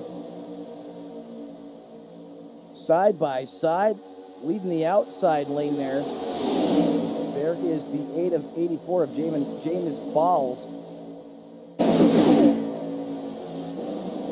He has been dedicated to that top shelf, Tony. He has. And, James somehow makes it work, and he has, every time I've ever seen him on track, he's made that outside lane really work. Here comes Chu to the outside for the lead. Chu with a move. Man, he knows how to time those runs. He can almost see like the Intimidator where that energy is going to be, and he just jumps up there right in front of Bowles. Look at Bowles. He's going to come down. Got a lot of help there from Jagerman. They make it look so easy at times up there. They do, or they can. As unfortunately, that did not work out the way Brian Chu wanted it to. But the good news is he does have some friendly fire behind him in the form of not only Mike Iskandar in the 1, but his teammate Cody McCorkle in the 19. That's the best player you can have here, especially inside of halfway. Give me some teammates. Give me some brothers in arms.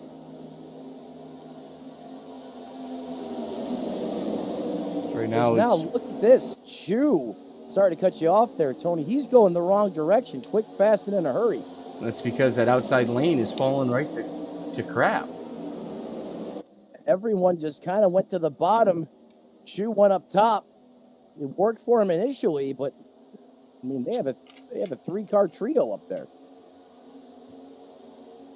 Now the 8's going to come up, lend a hand there. But still, everyone chasing Bowles here in the 84. Bowles, thank you.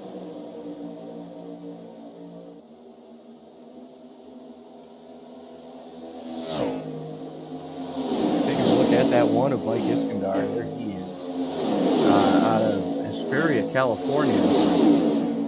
Another one of the OGs here in the iSNF Cup Series. No wins as of yet in his iSNF career, but quite a few top 10s, quite a few top 5s for that matter as well. Hey, you know what, Tony? I'm a firm believer if you're getting top 5s and top 10s, wins will eventually come.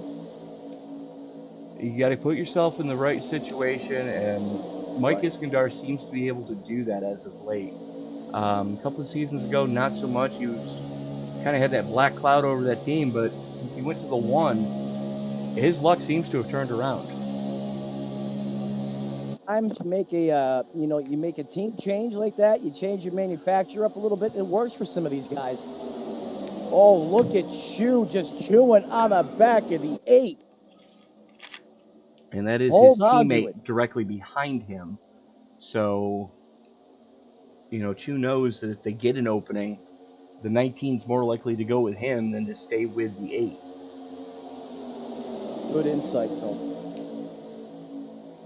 And, of course, we are talking about Cody McCorkle. There he is out of Stanley, North Carolina. Second season with the group.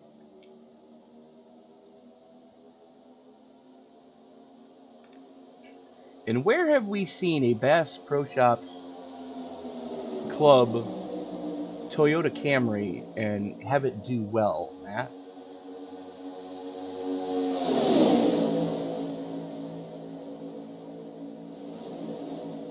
Matt? Oh, crap, we lost Matt. We may have lost Matt, folks. Sorry about that.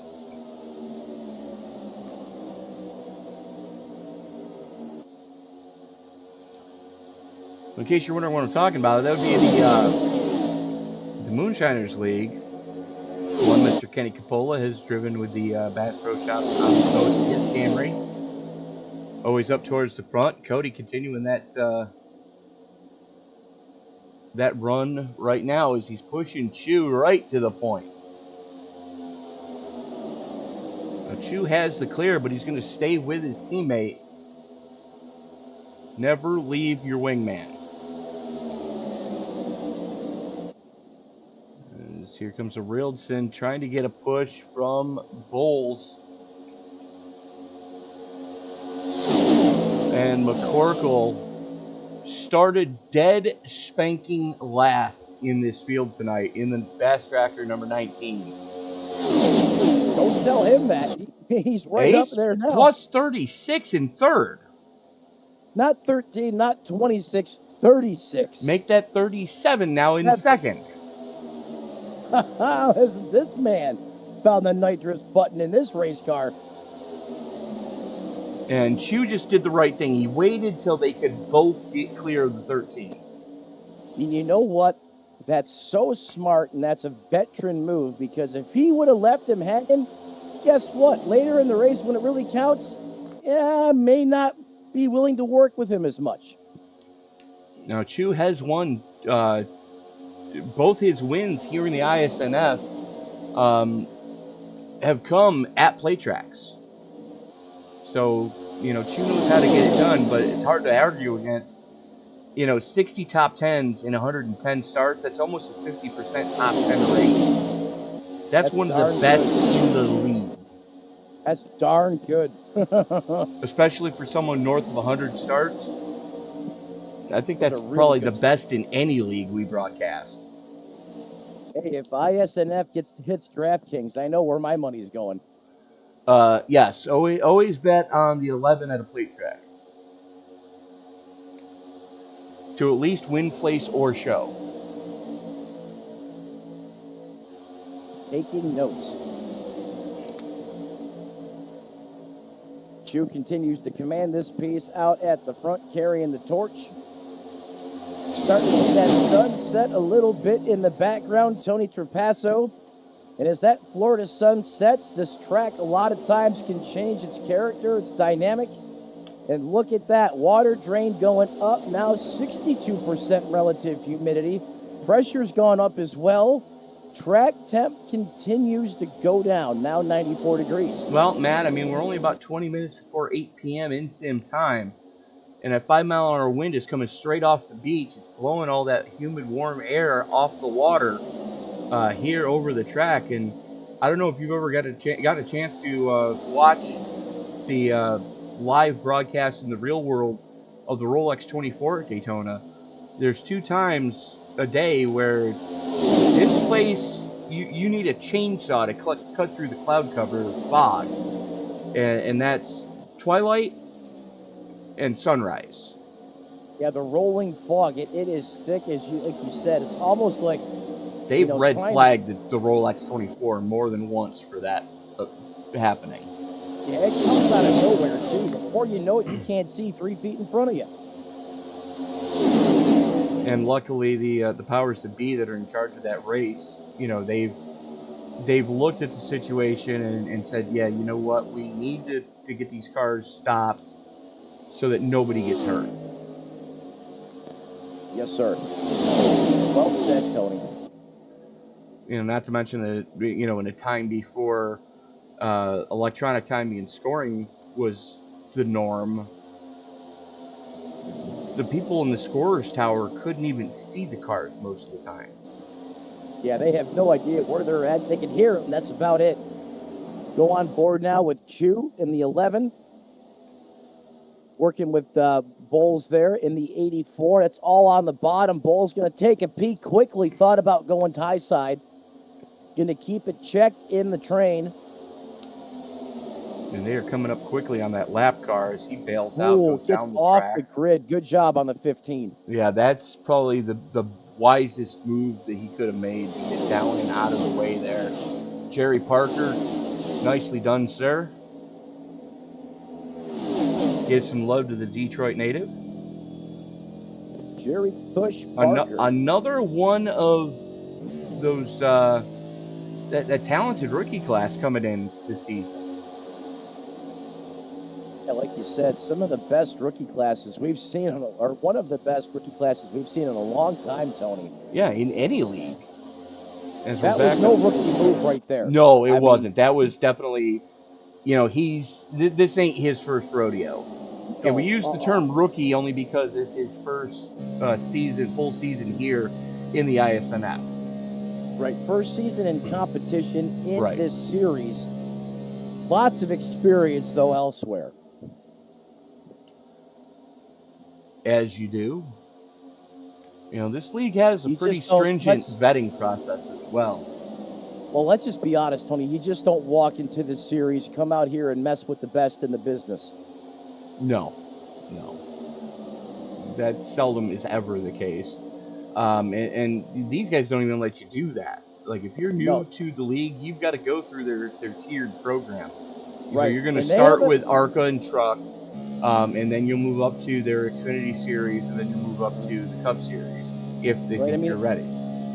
I mean, anyone watching right now wants to join or be a part of iSNF, reach out to Rhea Ferris. There, as Tony said, there is a pathway, there is a way. I promise you, it is laid out, and there's a process to get here, but you're just not going to land. And there you see the aforementioned Rhea Ferris, the principal of the entirety of this league. She does yeoman's work, I'll tell you that right now. That woman, full-time job as a truck driver during the week, and then puts countless hours into maintaining this league on the weekends. You know, a lot of the graphics that we were able to show here tonight, matter of fact, all the driver pictures and team names that are coinciding with that, that's because of her. exactly. I mean, like you said, I think she told me she drove 598 miles. This was yesterday. Up wee hours of the morning working, doing all, like you said, all these hard-coded driver overrides, everything. This all has to be done on a weekly basis, plus her other commitments. Oh, and she's out here racing too and owns a team. That woman is on the charge all the time, literally 100% of the day. She is the chief tech official, the chief scorer, the chief operating officer, executive officer, financial officer, and oh, by the way, she also drives a tractor trailer Monday through Friday. I don't know how she does it, Tony. I really don't. She's Superwoman. That just might be the case. Lois Lane, eat your heart out. Bingo. Well said. I'm going to go back to the front now. Here we go. Back. RCR leading the field right now. Richard Childress racing. James Bowles in second in the 84. Two Chevys at the front, followed by two Toyotas and Chu and McCorrell. Oh, here we go. The green flag pit stops have started. Lap 92, Maines and Iskandar, the first two to peel it on off. You can see everyone's getting down to that bottom line, Tony. And we said it time and time again, that's always the tattletale. Yep. Because we know what happens if you try to pit from the second lane. Blackjack, everybody lose. Is right now, throw a blanket over your top your top 17 anyways. Skylar Carnes is the caboose in this freight train at the front of this piece. There he is in the Monster Energy number 45. And then you're 9.5 seconds back to that little trio, or, well, quintuplet, being led by Chris V in the 38.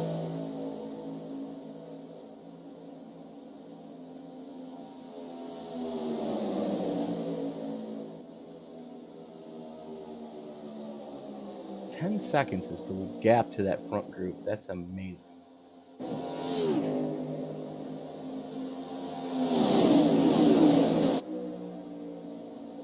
Unbelievable. Realton, Bowles, Chu, McCorkle, Jagerman, Korn, Schnebel, Hagman, Weimer, and Gunnarsson. Your top 10 as we currently sit.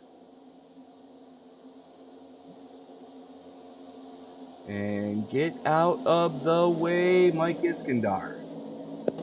Yeah, get down like you seen the 15 do earlier.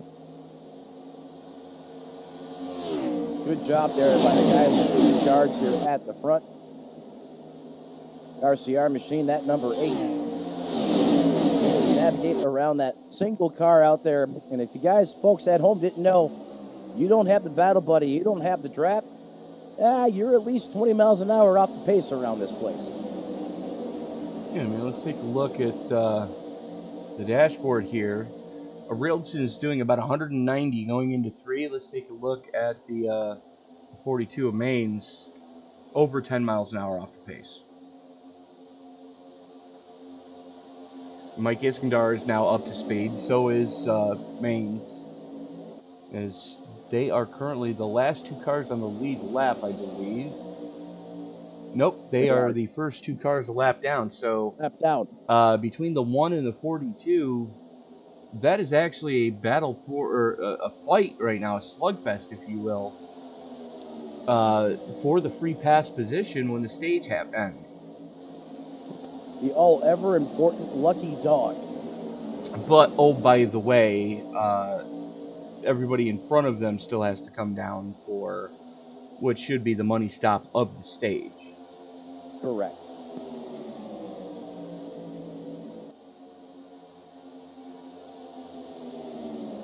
And the fact that Arilton's been able to keep it out there as long as he has, he was last down on lap 53.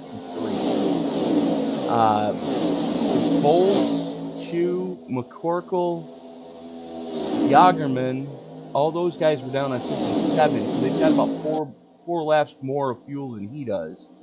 And Matty Forens was last down on lap 61.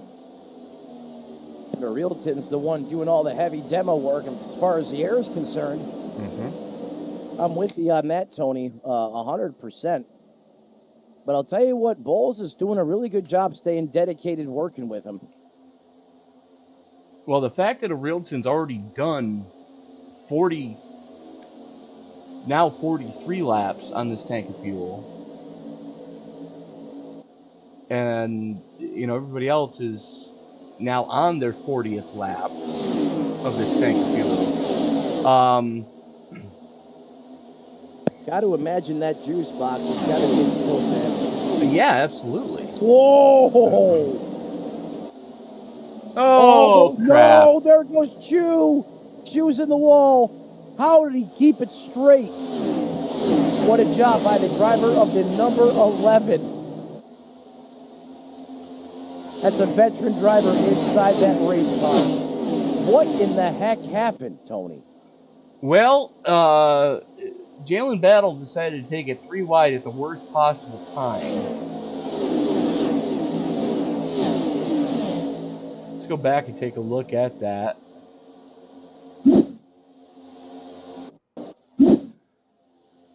There you see Battle. As he's got the 20 in front of him. Now these guys have already been down pit road for the stage. Right, so obviously they're not up to speed yet. No, I'm sorry, Jalen has not. Okay.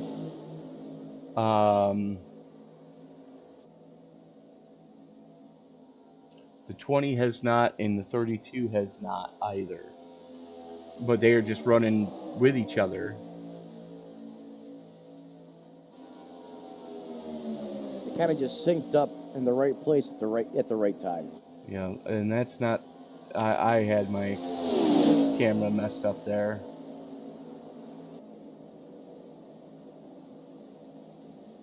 Let's go back to here. So watch what happens here. There you see Battle in the 20. And the 1's going to get a run on both of them. And then something happens to the 20 coming off a 2.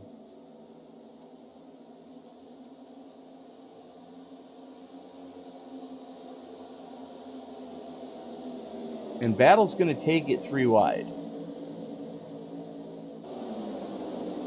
At potentially the worst time possible. And for some reason, this is a lap before we needed to see it. So it'll be the next time down the back straightaways when everything's going to pop right off. Now at this point, Battle has the run coming to the stripe.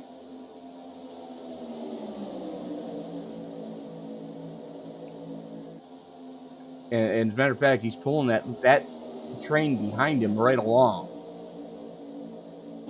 Yeah, in close proximity. I mean, he got the 13, he got the 16 stacked right up there. He's going to pull the move. He's going to go to the outside here.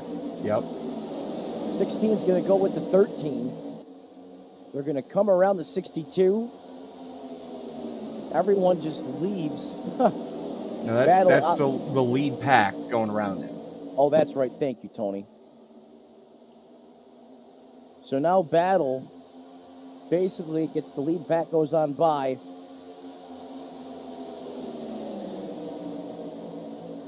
Wait for it.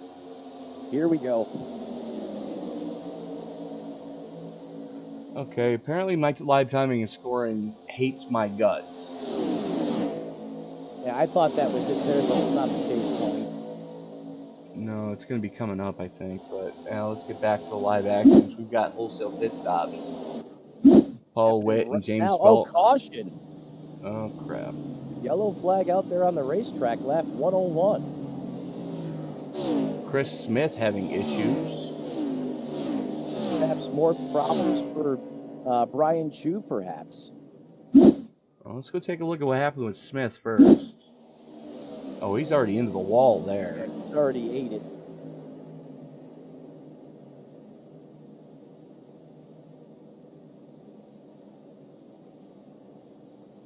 Alright, well, let's back that up. There you see Smith working the outside of the 14, just gets a bump coming through the tri-oval. And they go 3 wide. That's what we were seeing, this battle.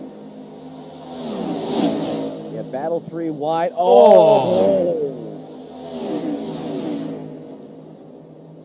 This is the most aggression I have ever seen Jalen Battle have behind the wheel.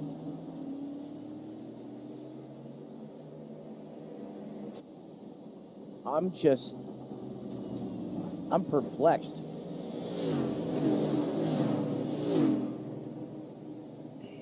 I mean, and I get it. It's race number 1. It's Daytona.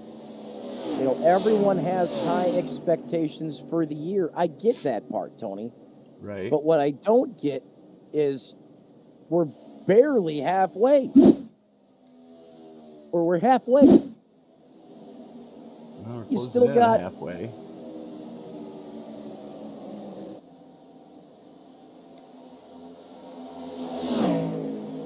And that's where Battle takes it 3 wide. He was flirting with that yellow line too, so. And just the 14 and the 21, they just get into each other because they ran out of room going into the corner. Yeah, they go into the juicer. They just, my God. That car's got to have Bluetooth suspension. It's a good possibility. The 21 definitely does. Exactly. Yeah, lap 103 now. So yeah, they're like I was saying, you're barely halfway. You still got, 97 laps to go. There's really no reason for that, or am I wrong? No, you're not wrong.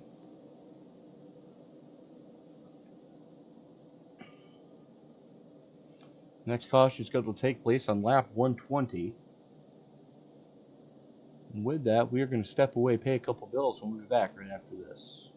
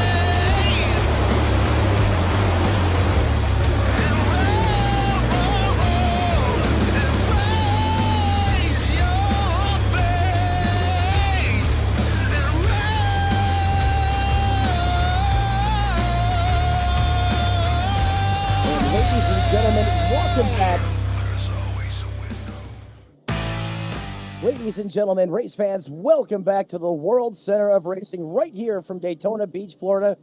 Who are you watching? I'll tell you exactly who you're watching. The iSNF Cup Series, their opening, big opening for the entire season. That is right here from the high banks, this 2.5-mile oval super speedway. Currently under caution, working lap 104. I'm Matt Metler. He's Tony Trapasso. And that 5 ride, Marcus Hagman, out there with the button for this restart, Tony. Using a little bit of pit strategery, as we like to call it.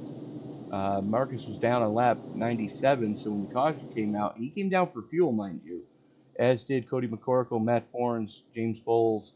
Your top 4 all took fuel only under green flag conditions. And when everybody else came down for the money stop for the stage, they stayed out. So it's going to get real fun real quick as the field works its way out of turn number 4. Pace car getting ready to make that hard left turn down below the mustard stripe. There it goes, and here we go as Hagman brings him into the Geico restart zone one more time. Hagman takes him into the Geico restart zone. As you can see from the telemetry, he is hard on the loud pedal. Coming up the gearbox. Hagman wants to make sure he doesn't jump too far out in front because that can be a death sentence here at the super speedways. There's the best thing he can see right now. There is a fellow Chevrolet Camaro in tow, but he got help. Here comes the top side of the racetrack being led by that TRD of Cody McCorkle. Still 2x2. Running down the backstretch. Tony coming back up to speed now. Look how tight these lines have reformed. The north and the south, the inside and the outside, they have formed up and they are strong. Now that's going to kick Hagman back out to the lead as the bottom lane prevails. They are formed up just a little bit better. But, Tony, we've seen it. When that top side gets formed up, they go places.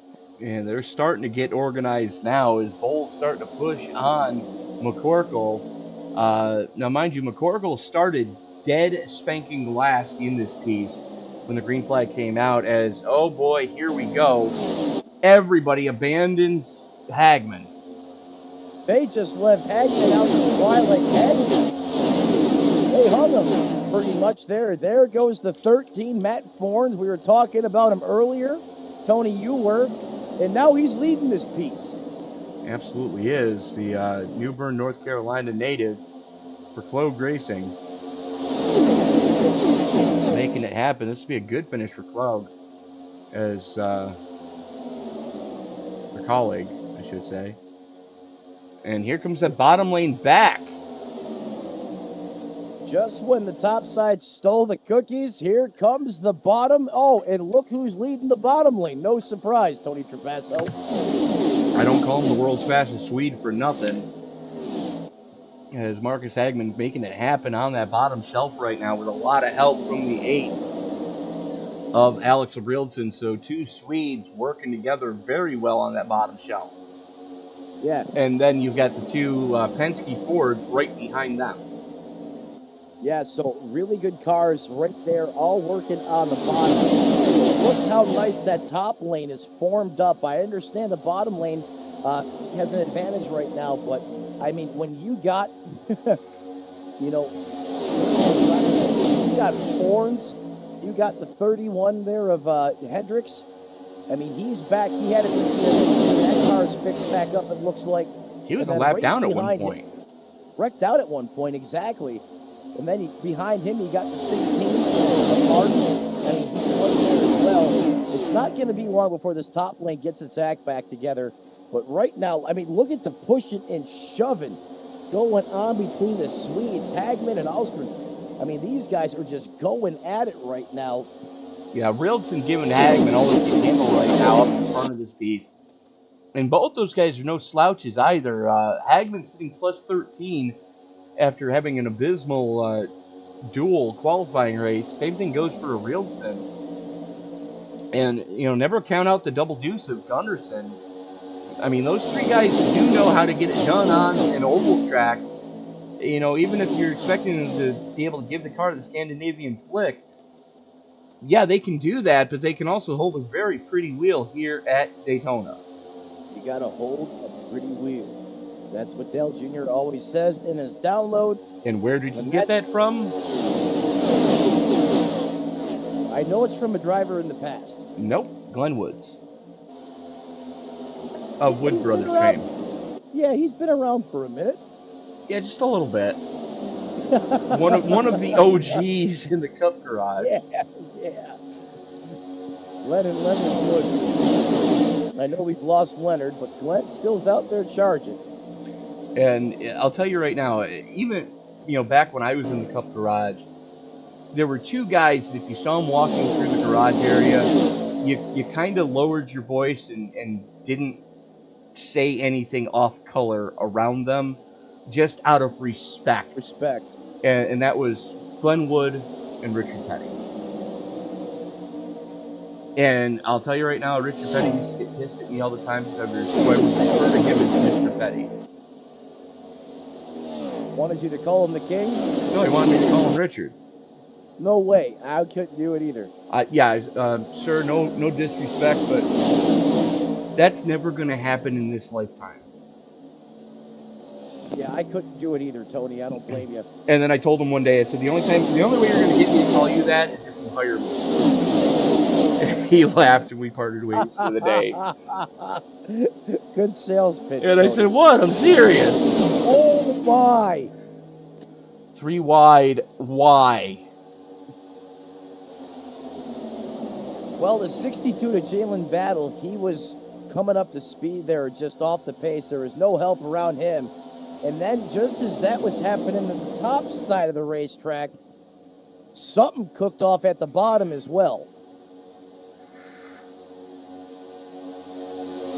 Looks like everybody's gotten it sorted back out. As we're actually following on board with that 16, which is, it just so happens to be the other Colleague Racing ride, is Colleague Racing running stem to stern on the outside lane.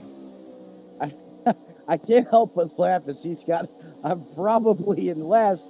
No, you're not, bud. You're actually inside the top 10 right now. What? On the ticker. On the hometown, South Carolina. Then it says I am probably in last. See, I have his stats on my end. Oh, okay. If you I'm saying what he has written. Right. I'm only able to show the actual driver override file. So you're why not? You're in second place in the outside lane. Well, I'll make that third place now, as the one of Iskandar is leading that outside charge.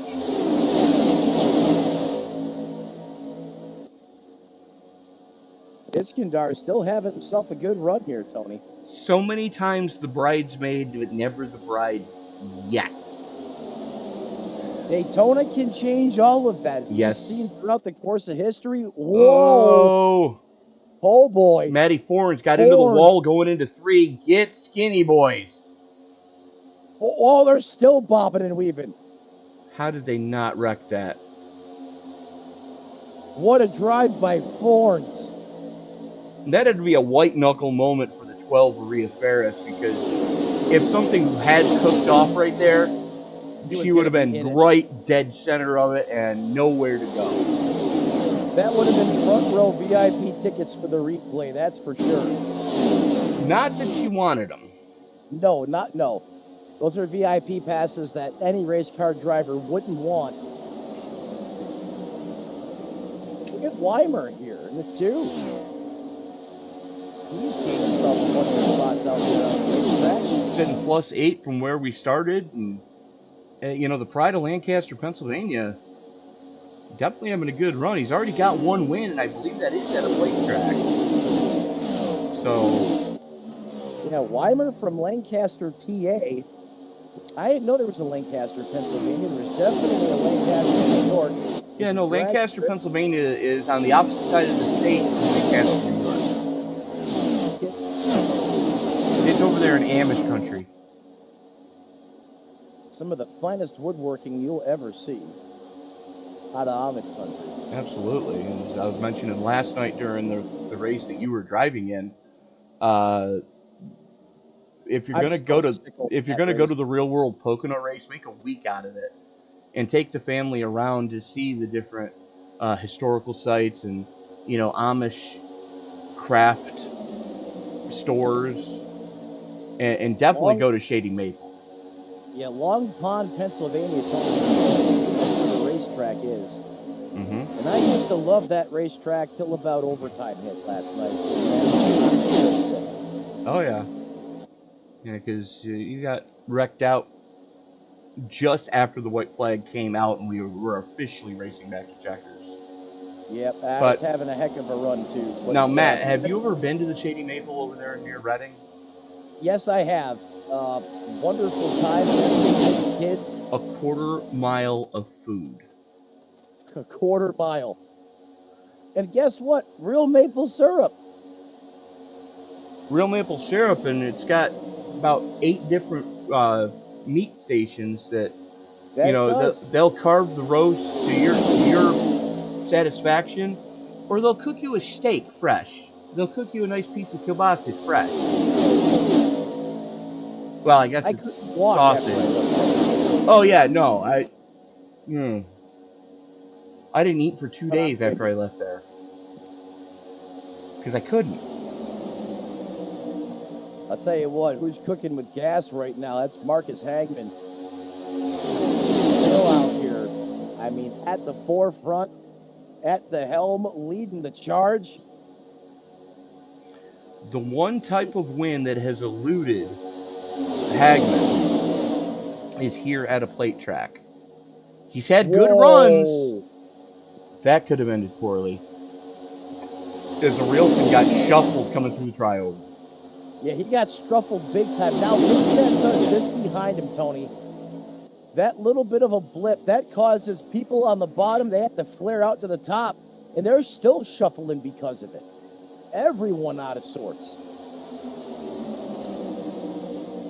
Definitely a sketch moment right now.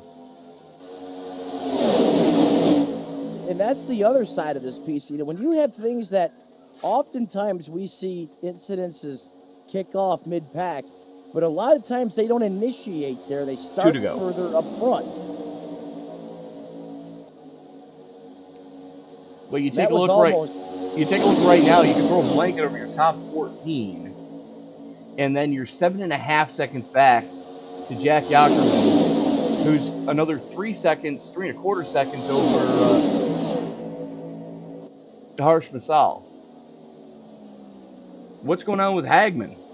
I think he got shuffled out, Tony. He had a push he didn't like, perhaps, and just like that.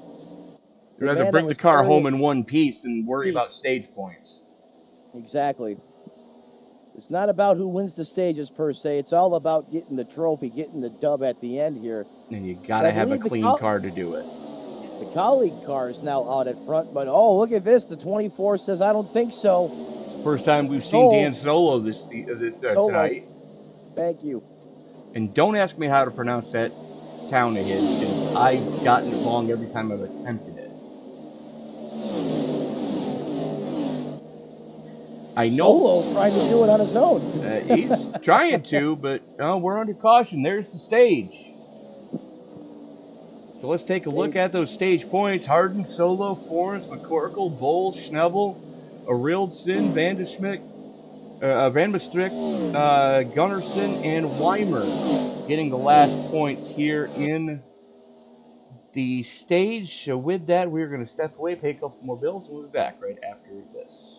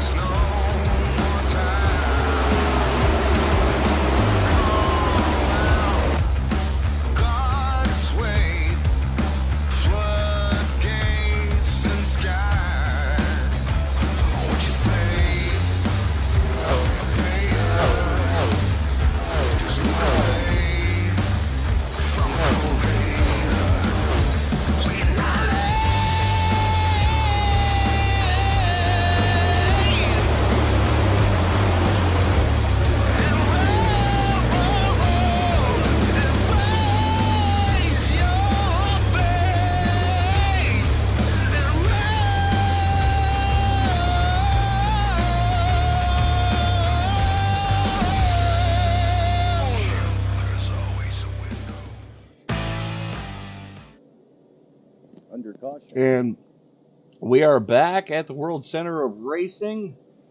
Good evening, ladies and gentlemen. If you're just joining us, you're watching the Daytona 500 for the iSNF NextGen Cup Series, round number 1 of season number 6 for these folks. As stage 2 now in the books. And just like we started stage 2, we're going to start stage 3 with Leonard Schnabel and Jonas Gunnarsson at the front of this piece. Deja vu all over again, Tony. It And absolutely don't look is. now. Look who's right back there. Second row, bottom shelf. Paul Witt in that Ford. Fraser, Michigan native, the rookie.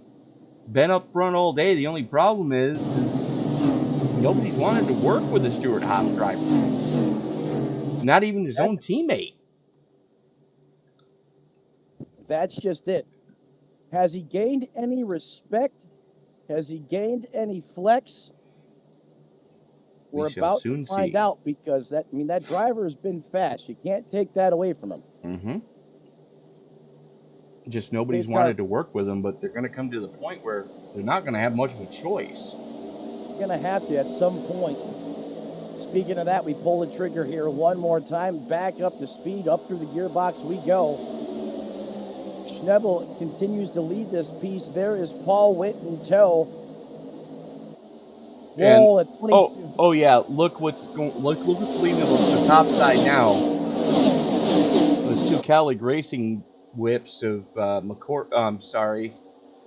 McCorkle in the 19, Harden in the 13, and Forns in the Harden in the 16, Forns in the 13 for colleague. And I mean, those two guys are both right there. They've been slowly inching their way up towards the front throughout the course of these 124 laps. And now those colleague cars, they will throw their hat in the ring before this one's said and done. And with only three starts in his iSNF career,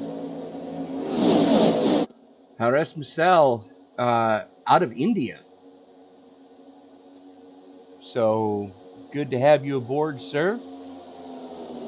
Thank you for choosing iSNF as your home. Driving the other Stewart Haas entry that is up there in the top 5 right now. Yeah, he's sitting there potentially right there in the catbird seat. Just a couple spots forward. But having a great run there in that Stewart Haas race car. He's running some bottom shelf right now. Now the question is, if he can get together with Witt in the 4, is he going to work with his teammate? And they're both, relative rookies here. You know what? Given where we are in the race right now, should they come nose to tail, heck, if they're in the vicinity of each other, just for the sake of the rookies, yeah, you got to team up. You got to run together, especially if no one else wants to help you. Prove somehow, some way you can go out there and get it done. Well, what were we talking about? Teammates? Those colleague racing cars both dropped down in front of the 9 of Schnabel. Harden and Forns.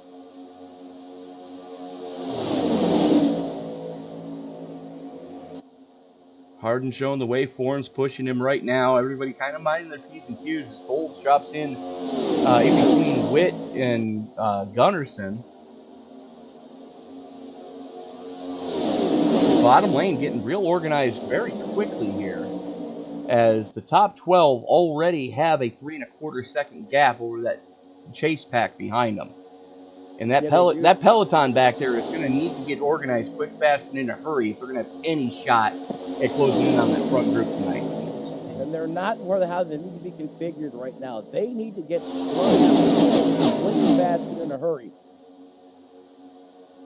2x2 is going to slow you down. You're going to turn your fastest lap times if these guys can all work together and get that freight train running nose to tail. And the thing is, if you're Jalen Battle, it's got to be a weird feeling seeing the card that you took to the championship back in season 4 pushing you along here at Daytona. That's got to be like a scene out of Talladega Nights. How am I behind me?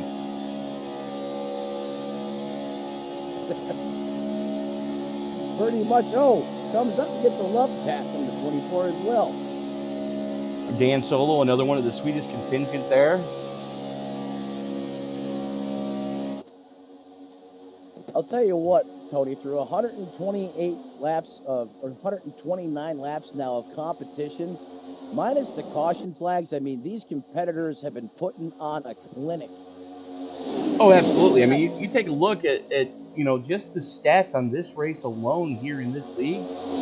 I don't know if you got a chance to look at that before we went on the air, Matt, but I mean, those are some big stats.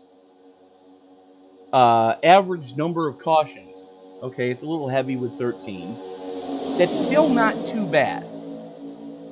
Average number of lead changes at Daytona, 33. With 8 different winners over 5 seasons.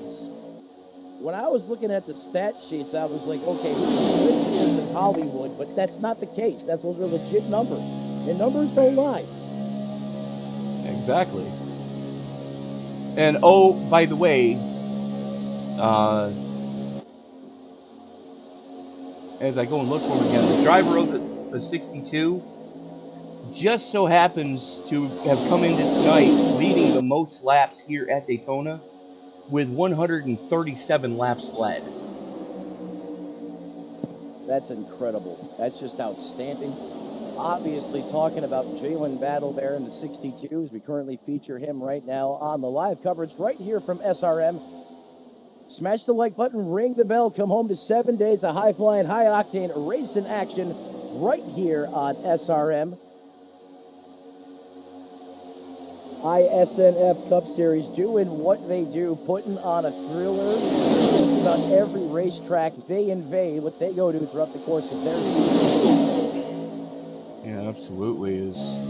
I mean, we've seen amazing action here tonight. We still have 24 cars of the 39 that took the green still on the lead lap. 7 retirements to speak of so far. Skylar Karn's going to get currently scored in 32nd.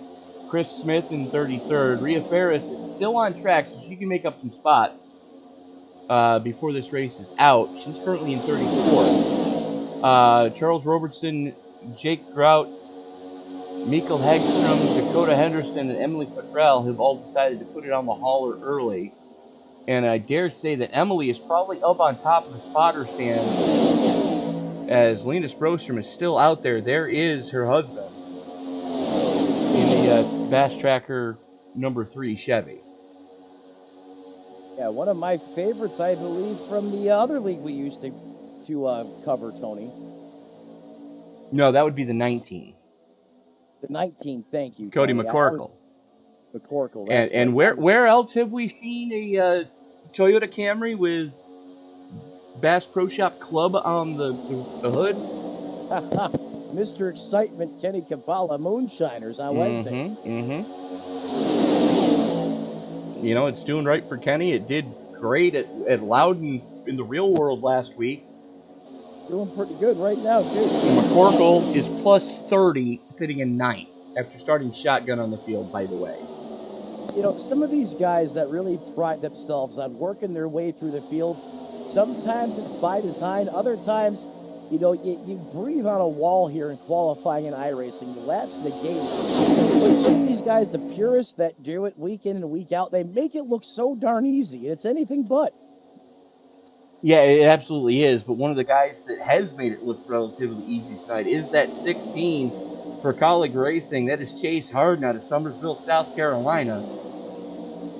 The southern of the Cackalacks, if you will. And Harden is making it really tough to get past this guy. He knows how to use the draft. He knows how to defend. Got a teammate right behind him. I mean, that's pretty much what the doctor ordered right now if you're in Harden's camp. And Matty Fornes is no slouch either. He's plus 23 right now. So once he and Harden found each other, forget it. They've stuck together. They've got the team gelling right now. And it's going to be someone else's dumpster fire that breaks that team up. And when you say dumpster fire, that's because they're not going to get it done the old natural way on the racetrack, just through just through the jive, the vibe of the race. You're talking about someone setting a howitzer in there and blowing it apart. Right. Somebody else making a mistake, because these two guys have just been locked together for the last 134 laps anyways. And they've gotten maybe 2 cars away from each other at most. Looks like Tony Stewart and Dale Jr. from back in the day. It does. That's what I was trying to remember who I was thinking of with Tony. You're right, it does look like Jr. and Stewart. Which, again, they weren't teammates, but they were friends, and, they still like to work together. As a matter of fact, they told their spotters to stand next to each other. Right, their spotters stand next to each other. And I'm gonna venture off this a little bit and still keep Dale Jr. in the piece. Remember that time they raced together at Daytona, and they went up there and ran the thing with Truex Jr., and they told the spotter, Jr. said, tell Truex to run NR 2003 over the radio. And remember when they did that and they went up there and finished 1-2? Yeah. Because Truex and Jr. had raced in the same NASCAR 2K or 3K league.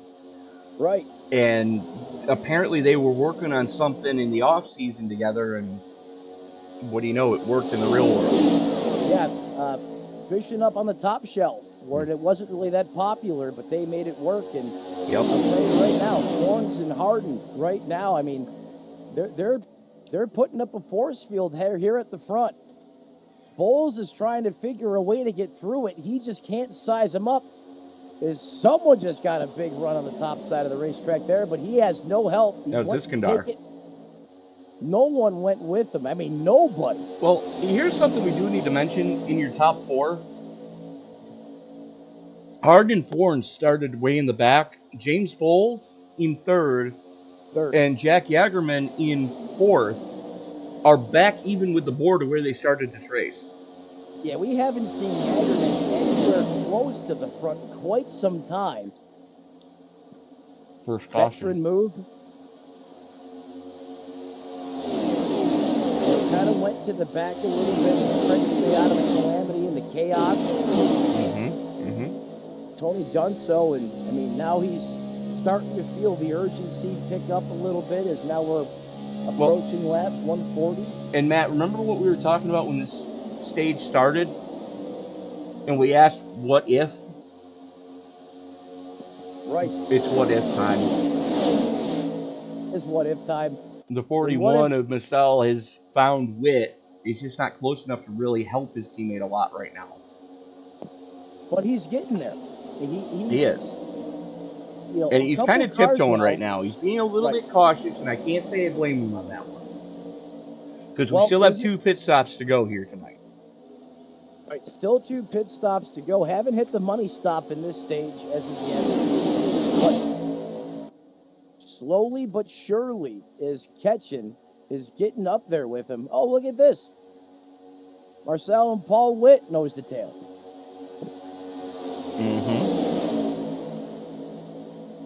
Those 2 Stewart-Haas cars. Rookies, I believe. Stewart-Haas rookies, 2 of them. Running in the top 10 right now. 6th and 7th respectively. And with the field getting single filed out. You know what that could be saying? It could be. Also, we'll find out here. We are, because I mean, we're only about 20 laps into this fuel stint. So it's still a little early. They did 41 before the stage. Right, so I will say the fuel window opens maybe lap 39, 40, somewhere in that range. So we're about 20 laps out. So, the next 15 or so laps is when we should start seeing takers. But the thing is, they can't go the distance from there because no. So they're going to have, like you said, it's a 2-stop race, from here on out. As everything, the way the cards are falling right now. Especially not for those 2 colleague cars. they've been running up front and punching the hole in the air all night. Yeah, and more so Harden than Horns, because I mean Harden is the Right. one that's literally piercing the bullet piercing right now through this mid Florida air, I should say. Which, as the lights are on around this joint, let's take a quick look at the weather conditions. Track temperatures cooled off almost 20 degrees from when we started. Right, but that humidity is up 5%. Mm-hmm. No, it's up more than that. Oh yeah, it is. It was only 51% when we started the broadcast. 14%. And that has to do with the trade winds coming off the beach, which is outside turn number 1. And, I mean, you can see it especially during the Rolex race. You can watch that fog just roll in off the ocean. I have the same thing that happens where I'm at. Is I'm only about a mile or so from the Atlantic, and it happens here twice a day, just like you're saying, Tony. Mm-hmm. And there's been numerous times where the 24-hour race here at Daytona has been red flagged because of that dense fog, and they've had to pause the race. Let the drivers go back to their pits. Nobody's allowed to work on the car during the red flag. But right. The only time you can work on the car is if you were already working on it before that red flag flew. Yeah, that was it. And if anyone in NASCAR needs a reminder what happens if you work on a car during a red flag, don't forget about old Sterling Marlin. Hold on, I'm drawing a blank. Daytona, red flag, got out of the car, went and pulled down the right front fender. Benny Parsons was up in the booth with Dolan back, if I remember correctly. Yep, you're right. 2004, I think it was. Somewhere right at Marlin's peak as far as, his second peak in the plate racing era. Yeah, it was either 2003 or 2004. Yeah, you're right. I do remember that now that you mentioned it. And it was kind of funny to hear Benny Parsons go, I don't think that's legal. Can't do that, Sterling. No, sir, that's not legal. And, speaking of Benny Parsons, I mean, dude was just a big teddy bear to the kids. Just one of the kindest souls I've ever had a chance to venture across in the garage area. And, I go back to, since, you and I were at Pocono last night with a different league. We were at Pocono, and I was standing in the Weber Grills used to provide catering to the race teams. Yes. And I'm standing in line, and I thought it was one of my teammates behind me. I thought it was one of the guys on my crew standing right behind me. It was Betty. This dude standing in front of me, and I noticed the dude standing in front of him is Rusty Wallace. So it's Rusty, Benny, me, and I turn around to talk to Jeff, who I think he's our gas man, and I'm turning around who I think it's him. Is that Rusty Wallace and Benny Parsons? And I look up, and I go, holy crap, you're Sterling Marlin. He goes, yes, I am, and yes, they are. Pleasure to meet you, sir. And you want to talk about tall dudes. They're all tall. Well, except for Rusty. Rusty was a little closer to my height. Yeah, Rusty's average, but not. Yeah, he's like 5'9", 5'10". Not Sterling, not Benny Parsons. No, those guys are well north of 6 foot. I'm guessing closer to like 6'6". Yeah, I don't know how they fit Benny in the race car. Very carefully. That's why they let them position the seats where they let them, because ain't no way Benny was driving from a normal seated position. They had to rip the back seat out of the car and put him back there. But yeah, I mean, just a good guy. And then all of a sudden, we know that ARCA's qualifying, so we've got some time to kill. Coming through the tunnel turn, we hear screech, thud. Benny looks around, turns around, looks down at me, and goes, that was a hard hit. I'm thinking to myself, Sir, you are the John Madden of NASCAR.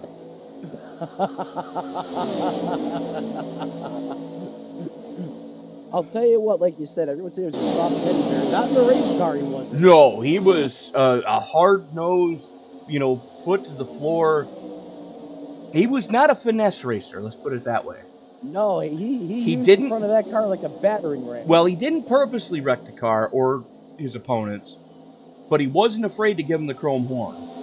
No, he wasn't. They probably had to reinforce that thing. Well, I heard a rumor, and I think it was the Richie Evans book that I was reading, that Benny ran the Permatex 200, the modified race down at Daytona Speedway when the track first opened, and somebody warned Richie Evans, NASCAR Hall of Famer, modified champion, multi-time modified champion. They warned him. They said they call him Beat Benny. Why the hell do they call him Beat Benny? He's going to give you 2 toots from the chrome horn. The third one, you're going to need to build a new race car. That sounds like RJ Root. Yes. Yes. Some pit stops, perhaps. Well, we're getting close. Well, We're looking 30. at the telemetry here. We're I thought 30 maybe, laps in. Let's take a quick look at the stint length so far. This one of the longer stints. Now, mind you, there were a couple of guys that were able to go 40, 43, 47. I see a 46 in there for your top 10. And you can see your movers and shakers as, like we mentioned, Hardin and Ford, your 2 biggest movers so far, at 35 and 23, respectively.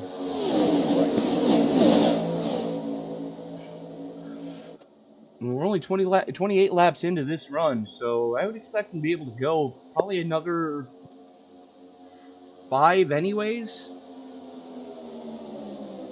Yeah, I'm just wondering how long that juice box in the back of that Hardin will hold on for. Because he's been out there now for a hot minute. Yeah, I know he's got his teammate, he's got Matt behind him. Then you got Bowles, but that Lee Camaro is the man doing all the dirty work. And the thing is, they're not slouching it either. They're, 190 miles an hour coming through the trial. They're getting it. Yeah. And I think you got some cars that are either off the pace or just coming up to speed in front of them, Tony. Yes, they were just coming up to speed. They were just coming down pit road. There was Joey Maines, Lenny Brostrom, and Jason Bauer. Or Bauer, I should say. Now working lap 151. Inside 50 laps to go here for the iSNF Open from Daytona. Tony, we've now transitioned from light into dusk and now darkness over this 50 to go. Make that 49. Make that 49 exactly. Over this 2.5 mile oval super speedway. Hardin and Florence right where they want to be. And I would like to point out that we have 7 different countries represented here tonight. That's the most diversity I think we have in any of the leagues we cover here on SRM. Yep, there's Peter Schmidt out of Budapest, Hungary in the Mahindra number 14. And a couple up from him is Rosanna Laszlo, the 77, in the Ferris Tractors number 77. Right in front of him, for position anyways, not on track, but there's definitely a gap there, is Eduardo Carapato out of Portugal. And then just up from there, Linus Brostrom out of Sweden. Jason Bauer out of Shelburne, Nova Scotia. Beautiful area. Yeah, it's very pretty up in Nova Scotia, that's for certain. Mm-hmm. And then we go up to our lone driver from the Indian Commission, Darius Vassal, And I'm not even going to try to pronounce the name of your town, bud, because I guarantee you I will mispronounce it. I don't want to be that guy. Yeah, I don't blame you, Tony. Whoa. Get skinny. And then we've got the lone German in the field tonight, running in 5th, mind you, and having led us to green on 2 separate occasions after stage breaks. Winning stage 1, mind you, Leonard Schnabel. And then, of course, a lot of drivers from the States. And there's a few more drivers from Sweden as well. We've got Alexander Rilson and Jonas Gunnarsson. We're on board with the Rilson now. There's Gunnarsson, both representing Sweden. Marcus Hagman, Danny Solo, running stem to stern right now. Those 2 Hendrick cars are hooked up. And they are still on the lead lap, so never count those Hendrick boys out. No, we know that 5 ride has been fast throughout the course of the race. The 24 Solo as well. Mm-hmm. Mikkel Hagstrom has already put it on the hauler. And then we've got Rhea Ferris, who's got the Norwegian flag in her SDK, although the hometown info is Cleveland, Ohio, so... I'm pretty certain it's Cleveland. Yeah, there's some Norwegian roots there, I believe. But getting back to the front of this piece, single file action at the front, and throw a blanket over your top 9. I know it's not what everyone's saying on the broadcast, but every time you pop Hardy's phone, it says I'm probably in last. And he's out there in first right now, getting it done.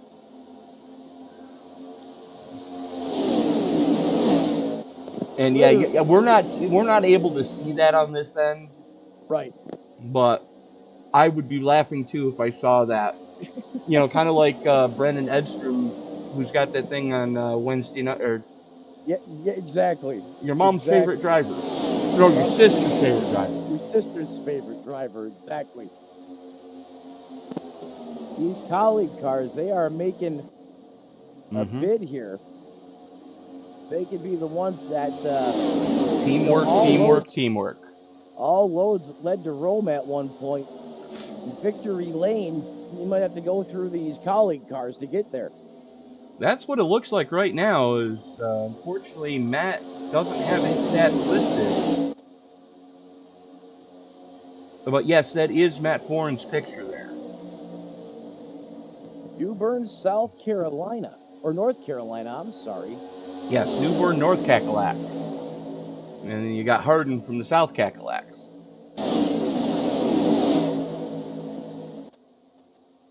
And no, that is not Chase Hardin's picture. No, that is not.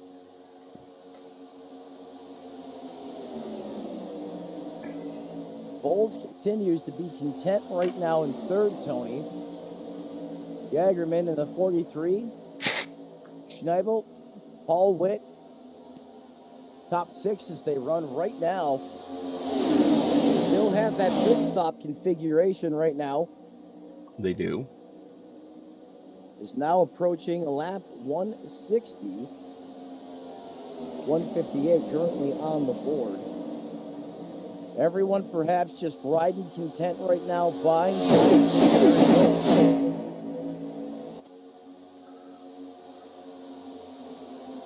Don't forget about him either, Brian Chu. Don't ever count out Brian Chu at a play track. If he's on the lead lap, you're all in trouble in the closing laps.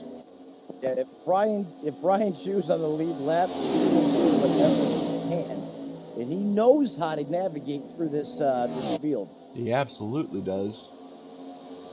And lucky for him, those are 2 lap cars behind him as a little bit of a buffer of incredulity, as Jonas Gunnarsson is 9 seconds off his back bumper.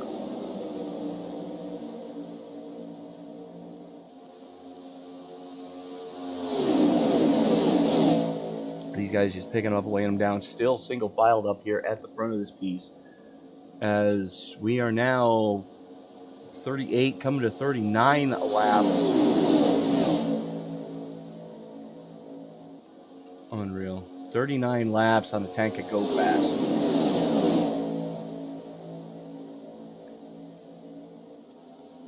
You know, Matt, they might be able to do it on one more stop. Because everybody was last down on lap 121, or for the most part, they were down on lap 121. If they can get to lap 161 or later, that's inside 40 to go, and you know we'll have just proven that we can get to. Here we go. 38 laps in. Does Chew and company stay out? It's going to make it interesting if you stay green. Yeah, this is definitely going to make things interesting. Shaking things up is Rieldson currently showing the way now. The Swede in the 8. And I believe that's Rowdy's car, if I'm not mistaken. Rowdy Burns. No. Or not Rowdy Burns, I'm sorry. Days of Thunder, that's not right. Rowdy Bush. Rowdy Bush. And we're 40 to go, and if these guys come down, there we go.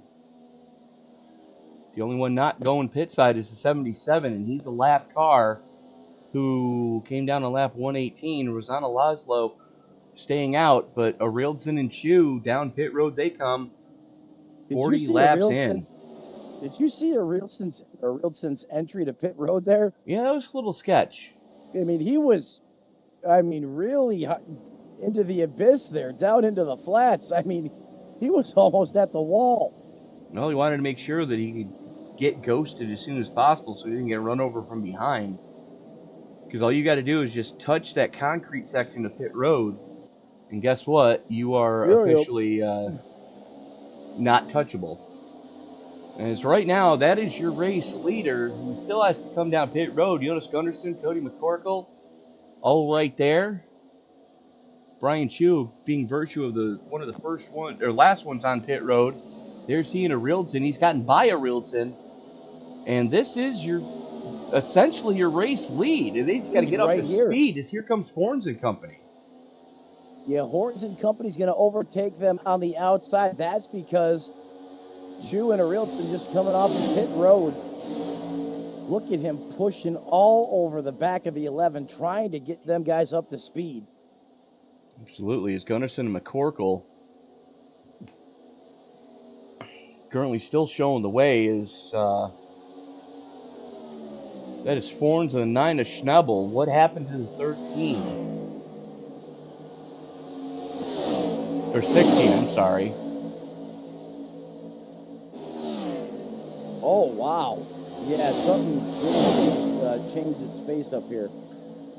Well, the good news is he's going to be right back in the mix in short succession. But how much longer are Gunnarsson and McCorkle going to stay out?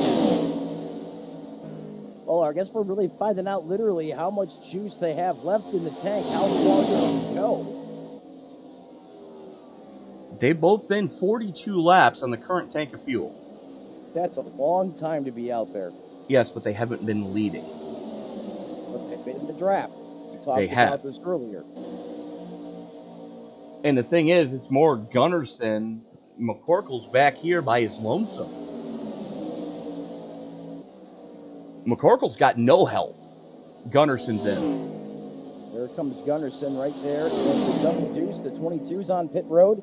Want to make sure you're down to speed before you pass that commitment cone. Otherwise, that is a speeding penalty. This deep in the race, you can pretty much count yourself out of it. Minus a caution. You absolutely can. As McCorkle going to stay out. Look at the sparks starting to fly in some of these cars. Oh, yeah. Put you off there. McCorkle stays out. He's going to inherit the lead in the 19.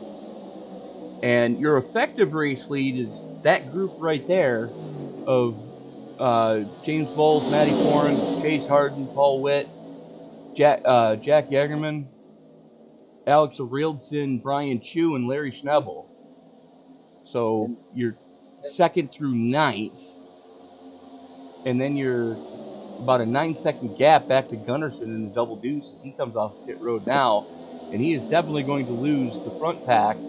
Hopefully he can latch on with the the 41 and 42 to not hemorrhage too much time.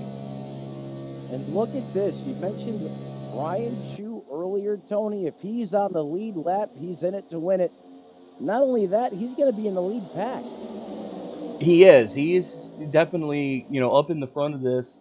Currently running in 8th. Throw a blanket over your top 8 right now. This is essentially your battle for the win. Exactly.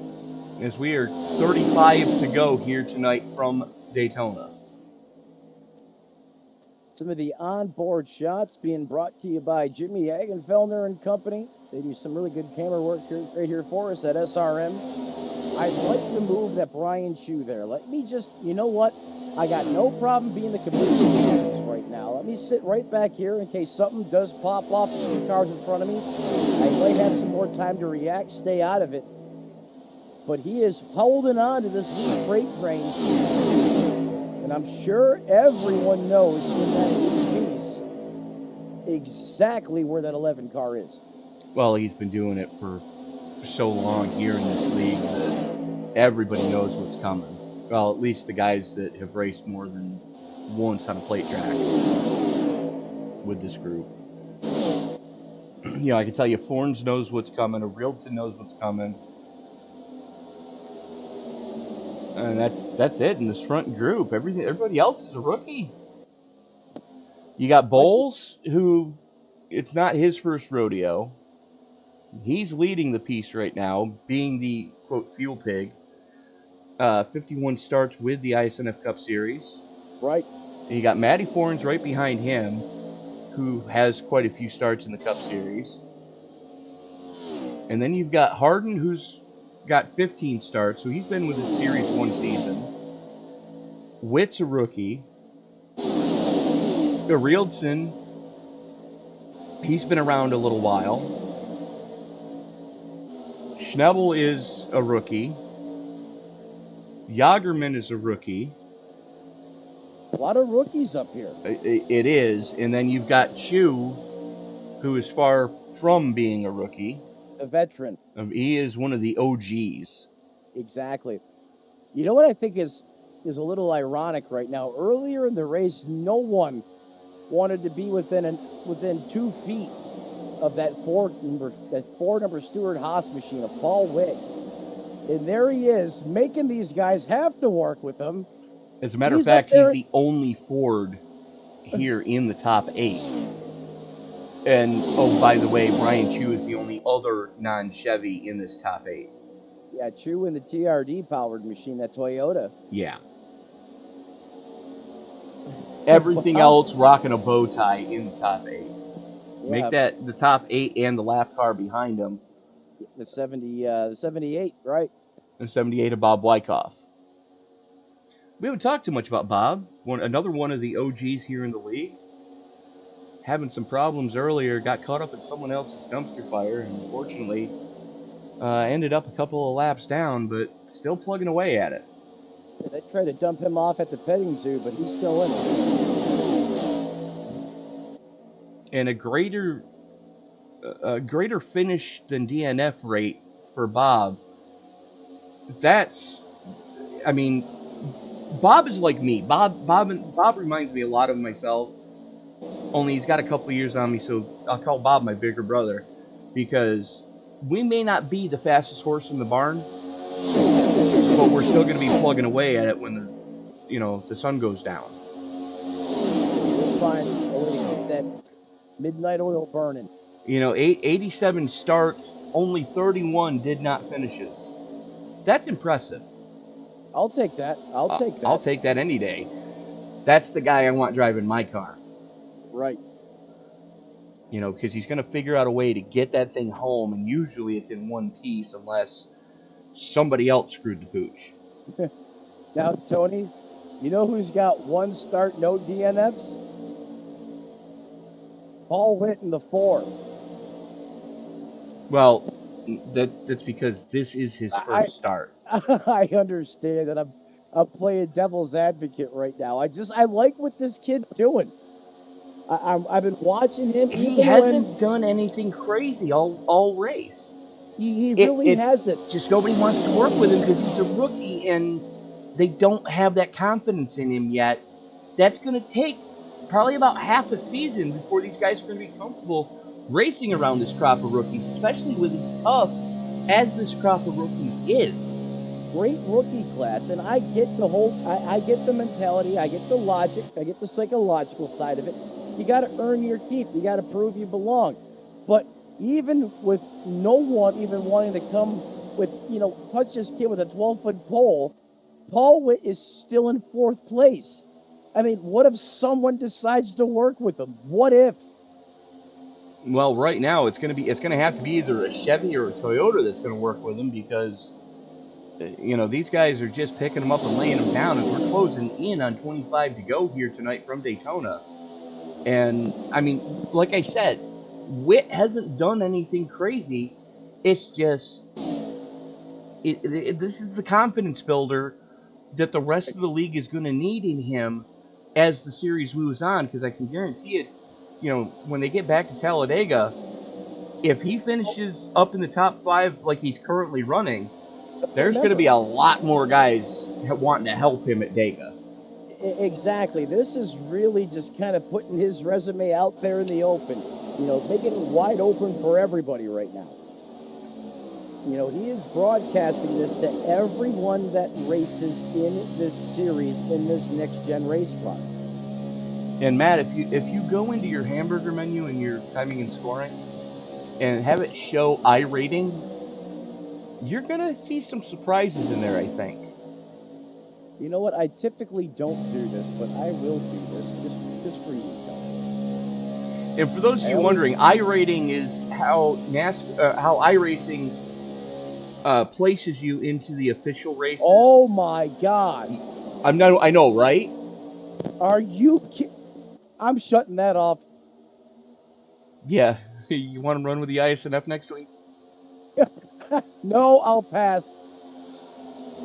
And what Matt and I are seeing is your top 10. Make that your top 15 right now, with the exception of Harish Masal. Everyone is north of 2,000. Yeah, I take that back. You want to get into this series here, you better have a beefy resume and a good iRating to go. Jesus, I can't get over that, Tony. Yeah. That's incredible. The average of the entirety of this field. Now, mind you, there are some drivers a little bit deeper in the field that are lower in iRating because they're more concerned with safety rating in the official stuff than working about their iRating in the official stuff. Right. The average of this field here tonight was 1,295. No, sorry, 2,195. 2195, right. 2,195 out of 39 cars. So we're taking that average. And, you look through this field, Charles Robertson, 4,733. Mikkel Hagstrom, 3,045. Jake Grout, 3,013. Those guys are already out of the race. Of the drivers still in this piece, Dan Solo back in 16th, 3,886. Jonas Gunderson, 3,850, running in 14th. Jalen Battle, 4,567, running in 11th. Linus Broström in 10th, who's just a little bit off this lead group. 5,451. iRatings I dream of having myself. Yeah, I didn't know it went above 4,000. I didn't either. That's why I said I'm shutting this off. Alex Arildson, 4,800 even.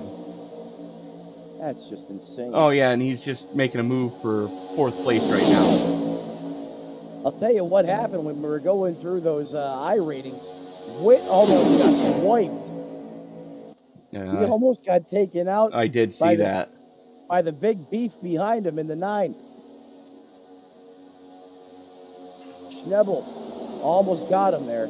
And not because it was on the 9. The 4 got a little out of sorts there. Almost was a push gone wrong. Well, is the 4. Oh, Easy. They thought about doing it there, Tony. They're thinking about it. Still too early, boys. But, you know, we talked about Schnebel.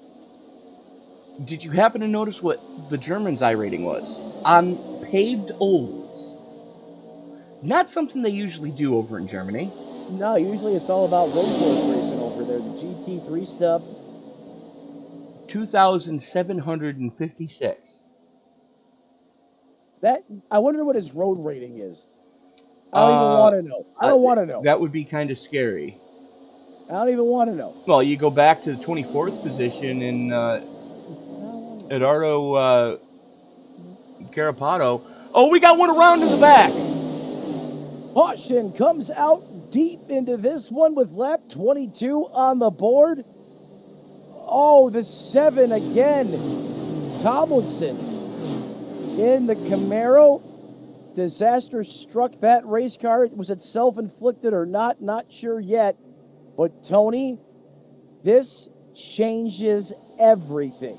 It absolutely does. There's Tommy Stanley catching a piece of that one too. Let's go back and take a look at the 23. There's the McDonald's whip up on the top side. And this is that lead group. Stanley was a lap car. Oh, that's what happened. 3 wide with the 7, and that just ended poorly. Really awkward how the 7 went back into the wall. No, it's a 23. Watch that.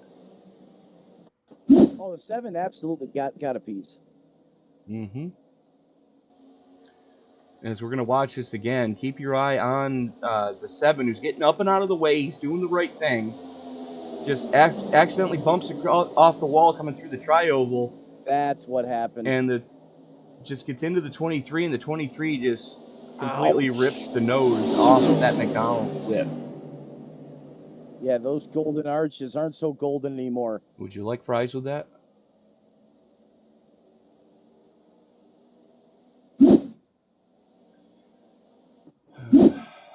And just like that, we are back under caution. About 20 to go here from Daytona. Thank you so much for making this part of your Saturday afternoon. He's Matt Metler. I'm Tony Chapasso, and thank you so much for watching the iSNF NextGen Cup Series. Season number 6, race number 1 here from Daytona. You're watching Sim Racing Media, and if you haven't done so already, give this video a thumbs up. Let us know you like what you're seeing. Ooh, a little bit of pit strategery. Rilton and Chu all staying out. All right, then. Look where the 11 yeah, exactly. is now. Exactly. And tires aren't really a factor here, but Chu's just got to get somebody willing to push him. You know, but don't forget to hit that subscribe button and turn on bell notifications so you don't miss a single moment of action here on Sim Racing Media, as we do have racing 7 nights a week. As a matter of fact, Matt's going to be pulling double duty here in about an hour's time as the Dynasty Racing League goes to Las Vegas for their next round of competition. And yeah, that's right, Tony. DRL, that's going to feature the Gen 4 race car. A little bit different car. Las Vegas high stakes. A lot bit different car. A lot different car. The speeds, they're going to be hauling off faster into turn 1 that we're going in through the front stretch here. If you guys don't know what the Gen 4 car is, maybe you're a new school NASCAR fan, come check it out following early the coverage here. Early 2000s Cup cars is what you're looking at. Personally. Yep. Pre-2007, actually. Yeah, it's when it all went bad. Yeah. Let's never speak of the car of tomorrow again. We've mentioned it. Let's move on. We are. To that iRacing.com Ford pace car. Very sharp-looking car. The official pace car of iRacing always has been, always will be. Near and dear to our hearts. As taking a look at the running order right now, you've got a Rilton. Oh, nope, that ain't it. That's what we wanted. As Rilton sitting plus 21 started way deep in this piece after having an abysmal dual race earlier. Chu's +6. Jagerman is +1. Harden is +32 after starting almost dead. No, he did start dead spanking last in this piece. That is insane. And then you've got Witt at +5. Schnebel +12 in 6th. And Hersch Missal +16 in 7th. Marcus Hagman +6 running in 8th. Hagman back into the top 10. He was almost a lap down at one point, I think. And of course, Gunnarsson, Solo, and Hagman all representing Sweden here tonight. Gunnarsson started on the pole, and unfortunately, pit strategy not falling his way. As we are going to restart with only 18 laps to go in this one. And Matt, unfortunately, I don't think we're done seeing the caution flag fly. Typically, at Daytona, when it resets and restacks, re-racks like this, you're not. And the good news is we're already under the average here at the plate track. With the previous 4 times that they've been here, or previous 8 times they've been here, sorry, they have averaged 13 cautions, which isn't really too shabby when you think about it. Not when you consider the distance. 500 miles, no, it's not that bad at all. And more lead changes than the real world ever thought of having, usually. Yeah, they do mix it up at the point. Oh, what was that? I have no idea what he was doing. Was that Harden that just came down off the surface and clocked the 4? Yes, it was, and pace car is in. Talk about earning your rookie stripes. And Harden chunks the start.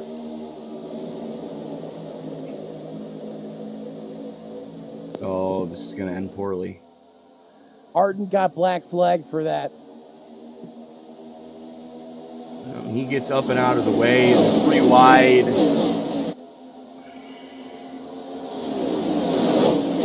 Harden into the wall. What could have been for colleague racing? Oh, heartbreak. Can only assume the driver was preoccupied with something else probably going on around him. Probably didn't come down into Witt, but that's what happened. The show must go on, and that's what the broadcast must do as well. And don't look now, but here comes Leonard Schnebel, your stage 1 winner, as he's got the pole sitter Jonas Gunnarsson in tow. And the 24 is Solo behind him, so it's an all-international affair on that outside lane. Stars and bars loaded up on the bottom side, with the exception of a Rilson who's leading this piece. But right behind a Rilson, it's all USA. Tony, that was brilliant. I love that personally. What? You said international affair on the top and stars and bars on the bottom.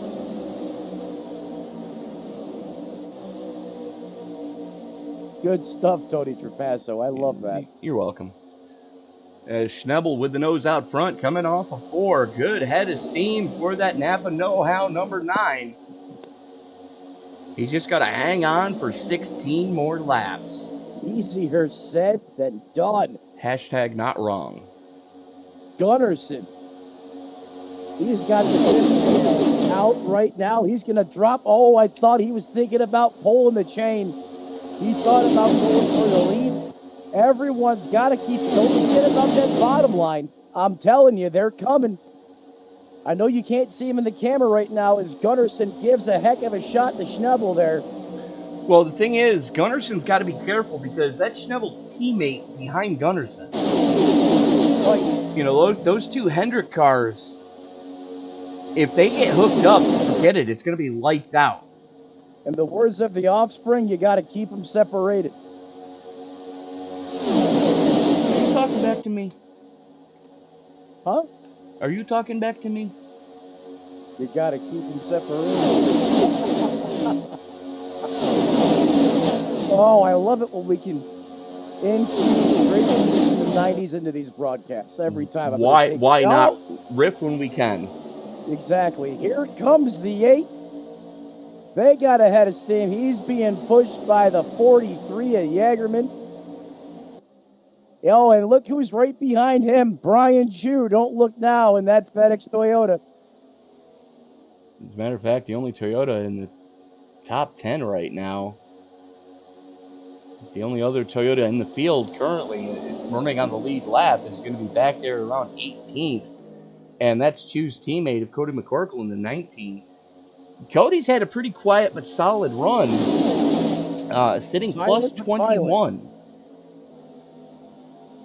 Yeah, it's a silent but violent, guys. You got to watch out for every once in a while. I mean, they find their way to stay around there, right inside the thick of things. There's the 19 right there. Mm-hmm. Those two Bass Tracker cars lined up stem to stern. Sure, why not?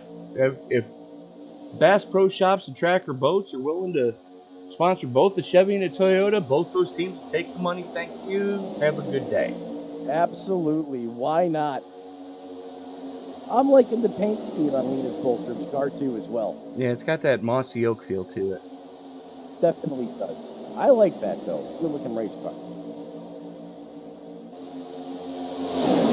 Back Tony, up. all too calm right now. And look who's in the lead. Where did he pull that move from? Well, look who went with him. The 4! The guy nobody wanted to work with all night long. You know what? So, tip of the hat to the 4. Go work with the guy that no one else wants to push. That was brilliant. Well, you know, here's brilliant. the thing is, if Witt's going to gain anybody's trust, the easiest way to gain the entire league's trust is to push a guy like Brian Chu to the victory, as we're 12 to go right now here at Talladega. No, Daytona, holy cow, I can't believe I said that. It looks similar, Tony. I can't fault you for that one. Oh, there's the lap car. Now, he's a lap down because of that restart. He's got to do a good job of staying skinny up there with the fence. Did someone come up there to pick him up? It's what it looked like. Oh, no. Okay. No, you're right. The 24 did. That got scary there for a second. But, I mean, what a brilliant move by Paul Witt. They're wrecking behind him. Here's the big one. 1, 2, 3, 5 cars in it.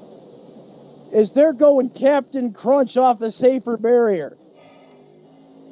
Schneppel's in it.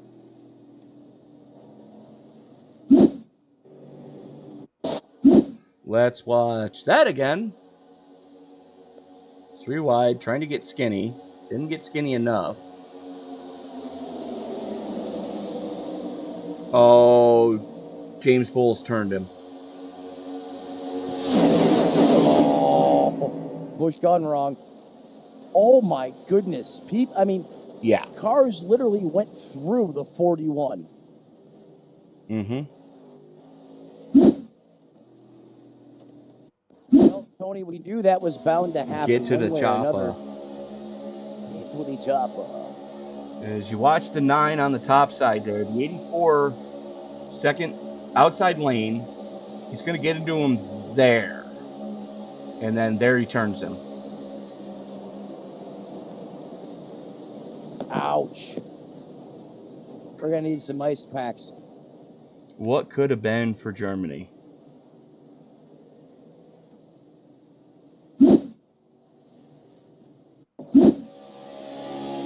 As we're on board.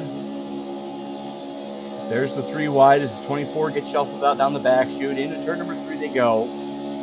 We're looking back at James Bowles. There's 1 bump. There's 2 bumps.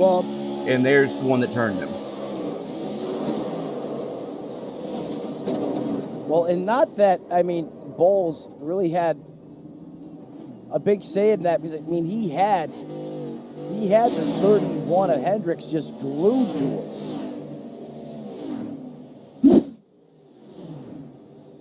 Let's go back and take a look, shall we? No, the 31 was off him a little bit. Yeah, hold on, give it a second.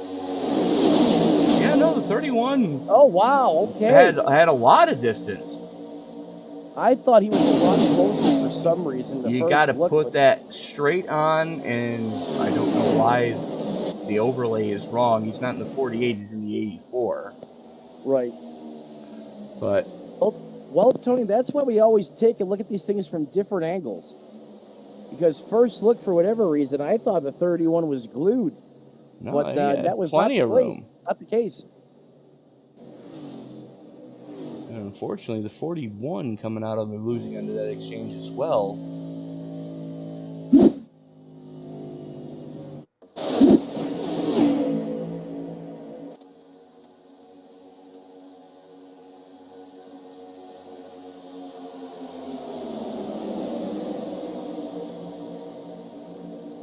Painful.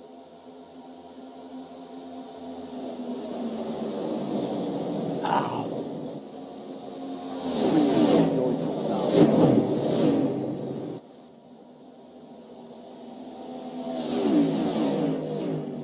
Did the 19 save that? I think so. Well, let's go back and watch Cody McCorkle here. I don't think he actually got into it. How? There's McCorkle in the 19. If he did, it's light contact. Here's 24. It's going to pop off in front of these guys. Oh, that's what happened. Yeah, he's in it. Not too bad. But that was light contact, though, for the 19. He still might be okay. Yeah, he should be good. You know who this really got interesting for now? The restart gone wrong there with the 16 of Harden. Yeah, I believe he just got back on the lead lap. Lead lap, yeah. Yes, he did. As he was able to stay off the wall for just long enough that... Long enough, yep. They gave him the free pass. However, lights are out on the pace car as we get ready to turn Brian Chu loose. Paul Witt to his outside. Now, are those guys going to continue to work together? Or is Gunnarsson going to work well with Chu again? I mean, those two guys have worked pretty decent in the past together. Gunnarsson in the Pennzoil double deuce right there, restarting second car on the bottom side. And Paul Witt, I don't think Alex Arildson's going to really have much of a choice but to work with the rookie.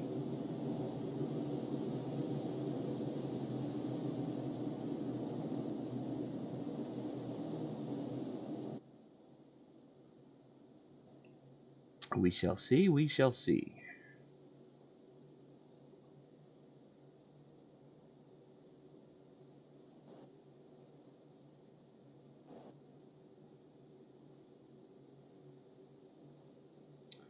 As the pace car gets ready to haul it on off, coming off of turn number 4.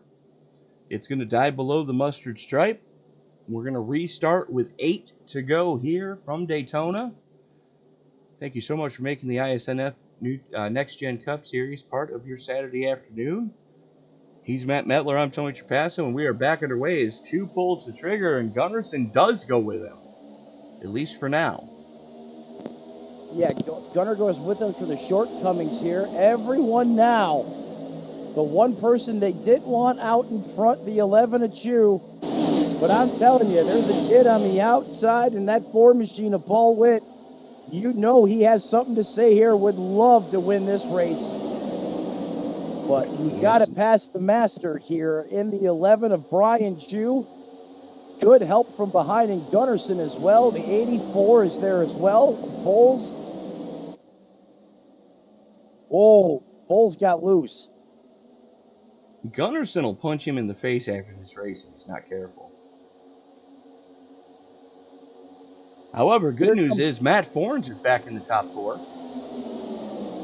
So one of those colleague racing cars still in contention for this one tonight. That's crazy that Forns is back in. McCorkle just got yeeted. Caution out as McCorkle got corked.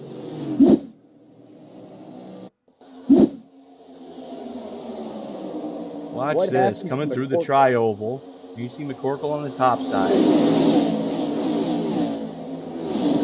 Oh! 17 having problems. That's the Canadian Jason Bauer getting into him. Let's watch that again.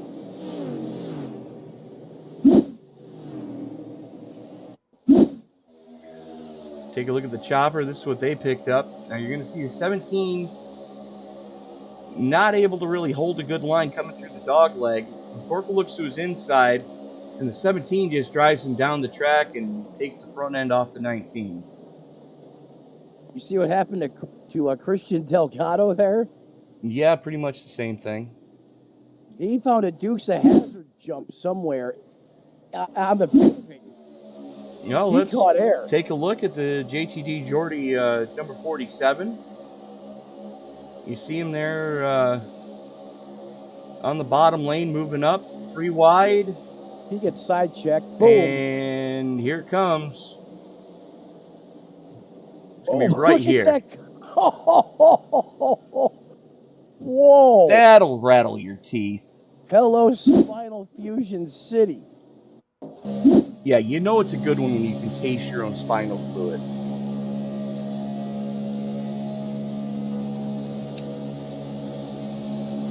The Kansas man we're on board with right now. Boom, boom, boom. Yeehaw! My good. He went for a ride. Ivan Stewart, eat your heart out. He'd send that man some Tums ASAP through the window. Tums nothing. He's going to need the Goodies headache powder. Or that too. Well then, looks like we are going to get a natural green-white checker finish.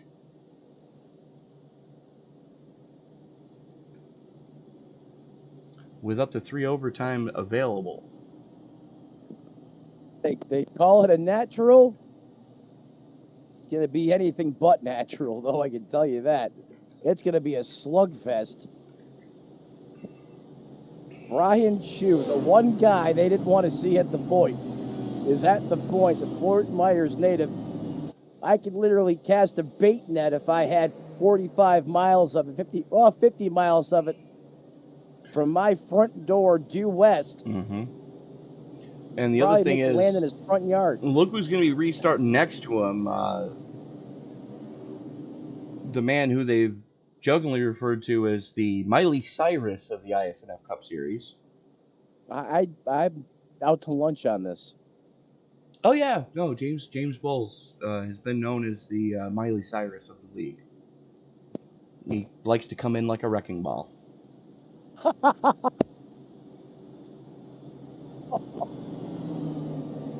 Come on. You're welcome. Oh, if I could only play the audio, but I can't. Nope. Tony, that means you got to sing it. No, don't do that. No, you really don't want me to. Might wreck the whole field. Oh, definitely would wreck you. It's okay. Won't be the first time. Definitely won't be the last either. Facts. Well, the lights are still out. Lights are still on the pace car. Should be going out this time by, though. Should be, and they do. So a natural green-white checker finish, and we are going to restart with 3 to go. So the leader only has to make it 5 miles for us to race back to checkers. Right, we just got to make it to that ever-elusive white flag. And the way it's going to work is the green flag is going to come out. The leader actually has to come all the way back around to take the white flag. Now, it's going to be 2 green flag laps before the white flag comes out. If the leader can do that, we're racing back to checkers. Damn the torpedoes, full speed ahead. If we can't do that, we're going to rack them, stack them, and try it again for up to 3 attempts of overtime. If at the end of the 3rd attempt of overtime, We still don't have a winner. Race over, field frozen. Too bad, so sad.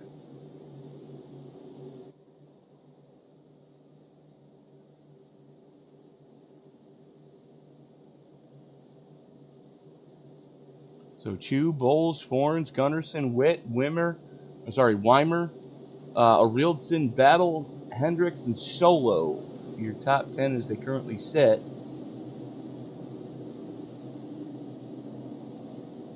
And quite a few members of the Sweden's contingent knocking on top 10 finishes right now. Gunnarsson, the furthest one forward, back there in the 22 of Gunnarsson. And then you've got the 8 of Arildson, the 24 of Solo, and the 5 of Hagman. Jason Bauer in 17 currently sits even where he started. So the 17 currently running in 12th. As here we go. Pace car is in. Chu has the button. Into the Geico restart zone we go. Chu jumps on the loud pedal, and Gunnarsson goes with him. Gunnarsson goes with him. The 84 of Bowles on the top shelf. Matt Forn somehow finds himself back into this one as well. How in the heck is he doing it? He is. There's the 13 machine. And don't look now. Oh. Gunnarsson has his teammate Weimer right behind him. Oh, this could get very ugly very quickly. Oh, did you see that poke? Mm-hmm. Jalen Battle trying to go up the gut. Does make it stick, though. And I don't think that made too many people happy campers. Battle took them 3 wide, whether they wanted to or not. And they're still 3 wide back there. Almost 4 wide. Great googly moogly. 2 to go. We make it back to the white flag. They're jostling. They're slicing and dicing. They're throwing punches to each other like Mike Tyson. Side by side, 2 by 2. We go on board now. That is the 84. Nope, we're going into overtime. Oh!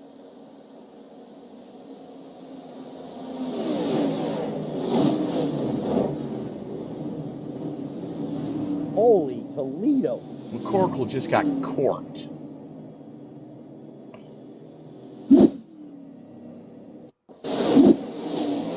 There you see that Bass Tracker number 19. Trying to make something happen.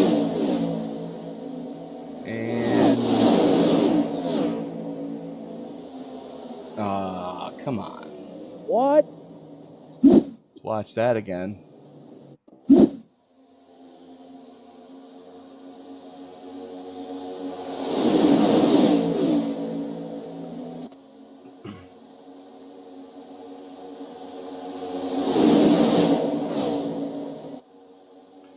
What happened to the 9?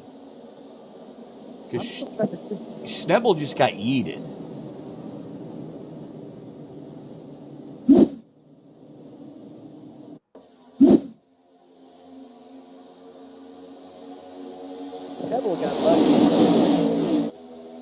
And there you see the Napa 9 on the bottom side.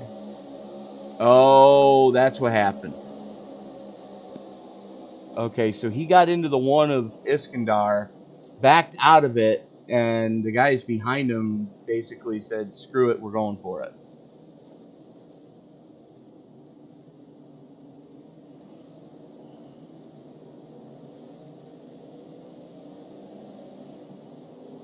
Let's watch that again.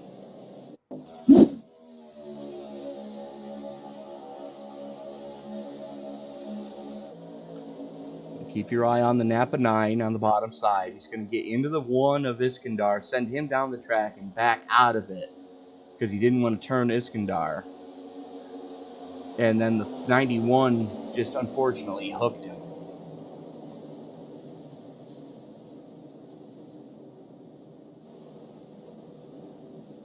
A lot of torn up race cars.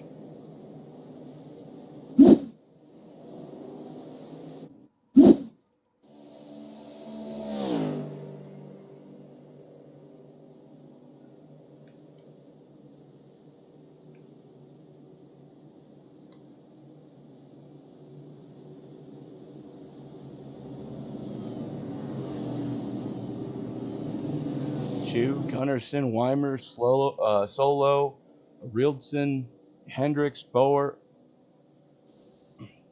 Iskandar, Jagerman, and Jalen Battle rounding out your top 10 as we get ready to go into the first attempt at overtime.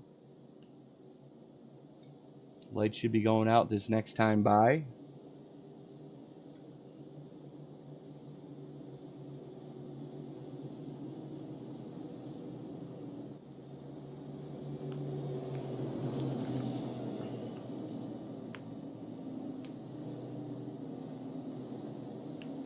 Brian Chu looking to win at his favorite track here in Florida. Florida native. Always a special moment when he can pull off a victory here at Daytona. Been on the podium quite a few times. As a matter of fact, 60 of those top 10s, 8 of them have come here at Daytona. Looking to have that be number 9 here tonight.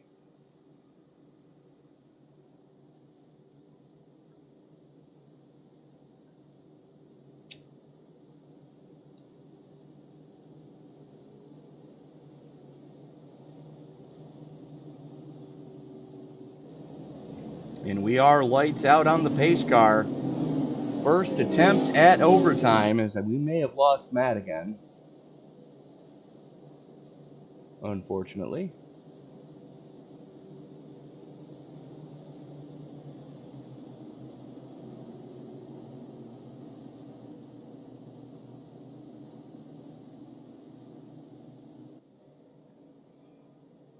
Chu, who's been up front most of the night, only drifted back after minor issues in the mid race, but has been, ever since the final stage started, Chu has been in the top 10. Now looking to make a bid for his 3rd win here at Daytona. Yeah, very strong bid, in that matter. But Tony, he's got a lot of tough competition. And a lot of times at Daytona, hey, throw Talladega in there too, even now Atlanta. You don't want to be the one leading. No, you don't. And he's in a little bit of a conundrum right now, as he's got those 2 Penske cars boxing him in. You got Gunnarsson starting to his outside, and Weimer starting right behind him. It's got Mr. 50 Cal himself, Gunnarsson, right there in the 22, top shelf outside. Inside, well, then you got the 2 of Weimer. Just like you said, you're surrounded by the Fords. You are, and it's not only Fords, but 2 Penske Fords, 2 very strong Penske Fords, I might add. Weimer currently sitting +8. He's no slouch. He and Chu started almost identical to each other. As pace car is in, here we go for the first attempt at a green-white checker finish. Chu jumps on the loud pedal, and we are back underway, and that's how the Penske teammates are going to run. They're in trouble. You got to try a little harder than that, and I believe they will. And don't forget, folks, we got to do this all over again. Yikes, yowzer. They got to get back around one more time and take that white flag. That's what we're racing for right now. If they hit the white, we are racing back to the line. No matter what happens, a bomb could go off, take everyone else in the field out. But we have to get to the white flag first.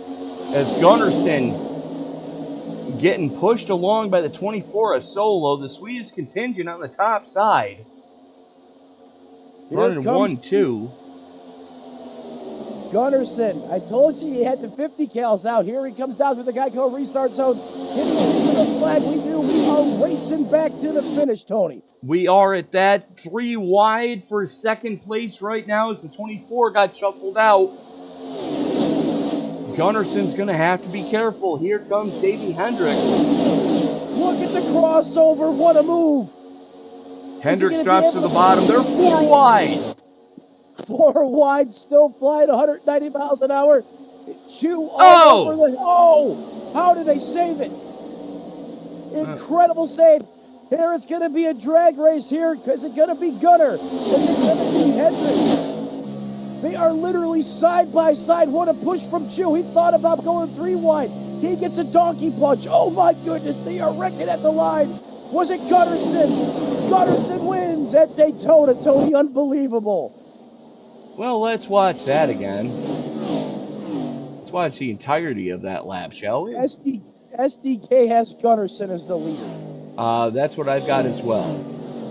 By less than a thousandth of a second. Oh my goodness. Let's watch that again. Gunnarsson's going to get the run.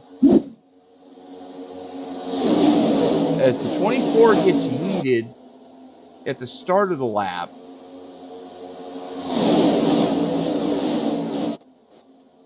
Here they are coming to the white flag. The 24 is going to get shuffled out going into 1 right there. Hendricks drops down, picks up Gunnarsson. Chew doesn't have anybody close enough to help. Here comes Iskandar, who had a great run going in the 1. The 31 drops it to the low side. Drag race down the back straightaway. He's got the nose out front. Chew gets to him. And Chew's kind of doesn't have a choice. He's got to push on the 31. Thought about going 3 wide maybe for a second. And Chew is just locked in on the 31 right now. And right there's the move of the race. It was that downhill coming off of turn 4 that gave Gunnarsson the win by a bumper. Just like Kevin Harvick did over Mark Martin. You know what? You're absolutely right. I don't believe it. Gunnarsson pulls out the big guns, the 50 cals, and takes it to the house in the big house, Tony Trapasso. I love it. Absolutely. And I believe you have our pole sitter and now race winner with you now, Matt. Johannes Gunnarsson, Matt and Tony up in the booth. You got me, bud. Yeah, don't forget about stage winner as well. Don't forget about the stage win. You about done it all here at Daytona, man. As I see you out there in the grass, burning it down previously before we got you up here in the booth. How were you able to put that 22 in the position to win and survive that mayhem to get the dub in Daytona? Yeah, I don't know. It's some people say super speedway is lucky, some say it's skill. I don't know. Just try to avoid all the wrecks and stay calm the whole race and be there at the end. That's what it's about. You got to survive it to be alive, and you certainly did that, sir. So how do you feel about plate racing right now? Yeah, really good. It feels really good to defend the Daytona 500 from last season as well. Man, you were so fun to watch up here in the booth, Gunnarsson. Nice. Obviously, you got that win now. This does so much for you moving forward throughout the course of the season, doesn't it? Yeah, of course. You can race more free knowing you're already in the playoff from the first race. Yeah, you certainly can. This opens a lot of different doors for you now. If you want to test some things early on to see if it helps you later on in the season, I mean, getting this first one, I mean, Super Bowl in NASCAR, baby, you just put yourself in victory lane. Heck yeah. Thank you very much. Hey, you're very welcome, man. Before we cut you loose, who are you going to go celebrate with? Who helps you get it done on the 22? Yeah, the whole team, of course. Rian, everybody, Jeff. And yeah, I'm new to this team, so I hope I forgot one person, but I don't remember his name. I'm sorry for that. It's okay. We do that all the time up here. Yeah. Well, Tony, he said he's the new guy, but now he is the guy. Jonas Gunnarsson gets the win at Daytona. He's going to have the 50 cals firing tonight, you betcha. Congratulations on the win there, buddy. Enjoy this one. Burn it down some more, why don't you? Tony, back to you. Well, joining me, Jonas Gunnarsson coming home with the victory. Joining us now is the man who finished by less than a bumper behind him. Dave Hendricks, all things considered, what a run for Colleague Racing here today as a whole. Yeah, we'll take it. Overall, I thought we had a really good, strong race. I think we each took turns running up front for a while. But then we all had problems, and at some point in the race, and got stuck in the back. But I think we All 3 cars in I the think we top all 10. came back. Yeah, we somehow, even Chase, and I thought Chase was done when he got that black flag. Matt got caught in that last caution, so I'm thrilled we all made it back up here. Yeah, great run for your entirety of your team, but even better run for you. Talk us through that last lap. What did it look like from your point of view? Pretty much just trying to take any run I had. I got caught up in that last wreck, so I knew I had damage, and I knew the bottom line was going to come back with a vengeance down the straightaway, and I didn't want to get stuck behind the 22 because I'd probably get run over from behind or something. So I just took the runs I could get, and somehow managed to squeak down to a top 3. Top 3, no nothing. You finished second, and that's saying something in your rookie campaign here in the iSNF NextGen Cup Series, especially with how stacked and packed these fields are. Who do you need to thank? Who helps you get it done on the 31? Oh, all my teammates, all the whole Chevy group, really. We had LMC down there, and us, and all the RCR guys that helped do all this. Matt Forns and Chase Harden, definitely. We worked together the best and as much as we could the whole race. Justin Barkley, which is the guy I'm subbing for today, he runs the 31, and it's his team, so I'm thrilled I can get his car up here and get him off to a good start for the season in points. Absolutely great start in the owner's points.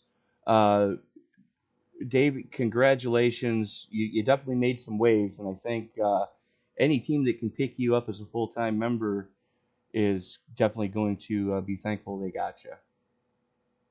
We'll see. I'll try and fill in a couple more times at some intermediates and road courses and see how I do on those before I start thinking I'm actually quick somewhere. But I appreciate it. All right. Dave Hendrick, congratulations. We'll see you next week. Yep. And that is going to about do it for us here tonight as we take a quick look at the finishing order. Jonas Gunderson, Davey Hendricks spoke to those 2 gentlemen. Jeff Weimer, unfortunately, was not feeling well and did not jump into the Discord. He comes home in 3rd. Alex Arilson, Marcus Hagman, Jack Yagerman, Paul Witt, Matty Forns, Chase Harden, and James Bowles. Rounding out your top 10, Jalen Battle, Dan Solo, Jason Bower, Brian Chu, and Cody McCorkle running out your top 15 and lead lap cars. Mike Iskandar, Leonard Schnebel, and Chris Van Maastricht rounding out your top half of the field. Matt? Thank you, Tony. I'll bring you the rest of the way through the finishing results tonight. In 21st, that's going to be Eduardo Caparto. If I'm saying that incorrectly, I apologize. 22nd belongs to Linus Bolstrom. And 23rd, that's Joey Maines. 24th belongs to Casey Tomlinson. 25th, the top 25, that is Jerry Parker. Tony, please help me with this one. Harish Misal. The 26th place position, please. The 41 car. Harish Misal. Thank you, sir. 27th belongs to Paul Wilson. 28th, that is going to be Mr. Schmidt. 29th, that's going to be Mr. Lasso as well. 30th belongs to Thomas Stanley. 31st, iSNF's own Rhea Ferris. Again, forgive me here. Some of these names aren't propagating quite right. That's going to be Griffin in 32nd. Skylar Corns in 33rd. 34th belongs to Smith. JGR's Robertson in 35th. Jake Grout, Hagstrom, and Dakota Henderson round out the top 38 finishers here tonight from Daytona, Tony. Well, that is going to do it for us here tonight. Be sure to join us in about a half hour. Matt's got to take the teleporter to get to Las Vegas in time as we go to the Dynasty Racing League and their next round of competition in the Gen 4 cars here at 8 p.m. Eastern. He's Matt Metler. I'm Tony Trapasser. Remind you, ladies and gentlemen, until we get a chance to meet again, and as you walk down the road of life this week, do us all a huge favor. Don't play in traffic, folks. Good night.